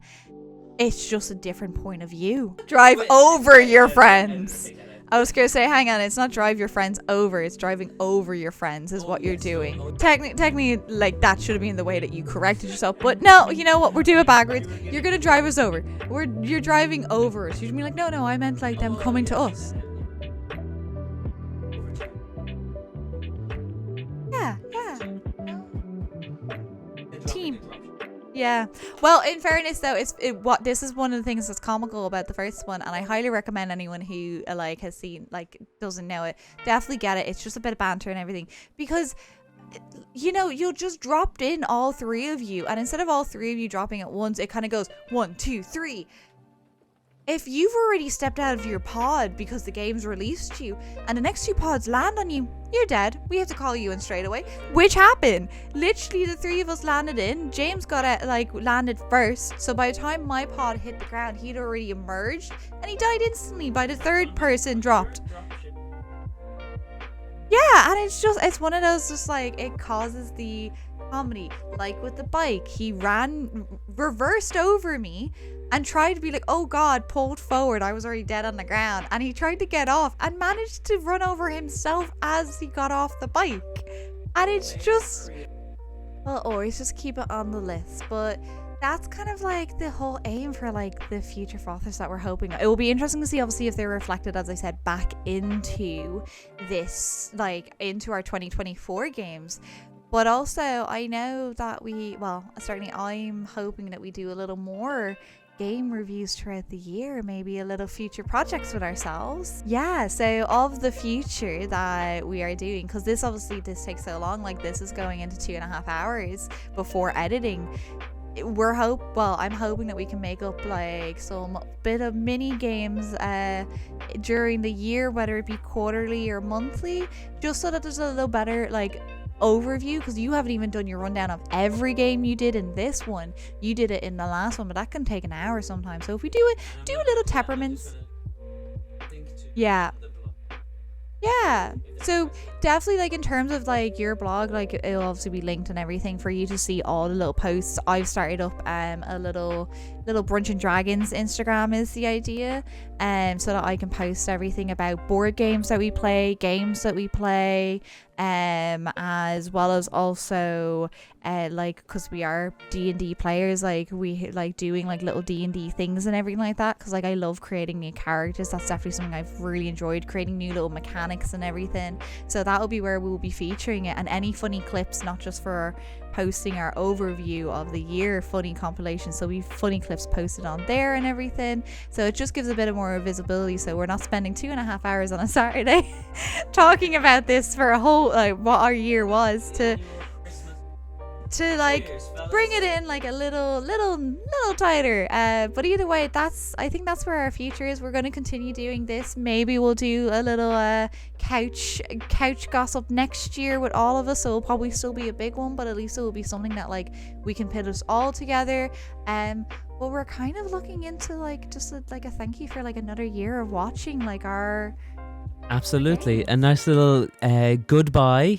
Thank you for watching. Thank you for playing. For everybody watching, for playing with us throughout the year. Just thank you for everybody making cool games all the time. We really are, like, games are in a really strong spot, particularly about this year.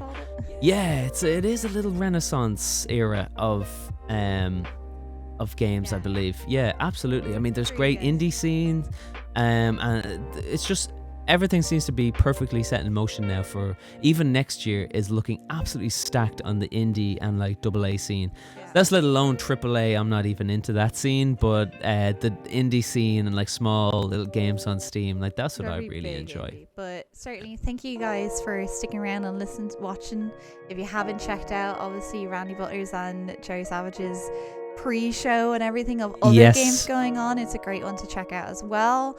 If you want to just see us being absolute messers, you can check out the compilations that are also available of all of our best clips, Yep. where James says he hates me on recording. It's on record. I can't even deny it. Yeah, so just make sure to like check it out, and I think that's everything from us for yet another year. So Absolutely. And thank you, everybody. And thank you, darling, thank you. for playing games. Thank you for always including me, even if I do shoot you in the back of the head. Go on the games. And go on to getting shot in the back of the head.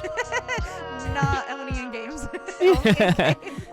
But thanks again, guys, and we will see you again for our next one. We'll see you next year. Go on, the Helldivers.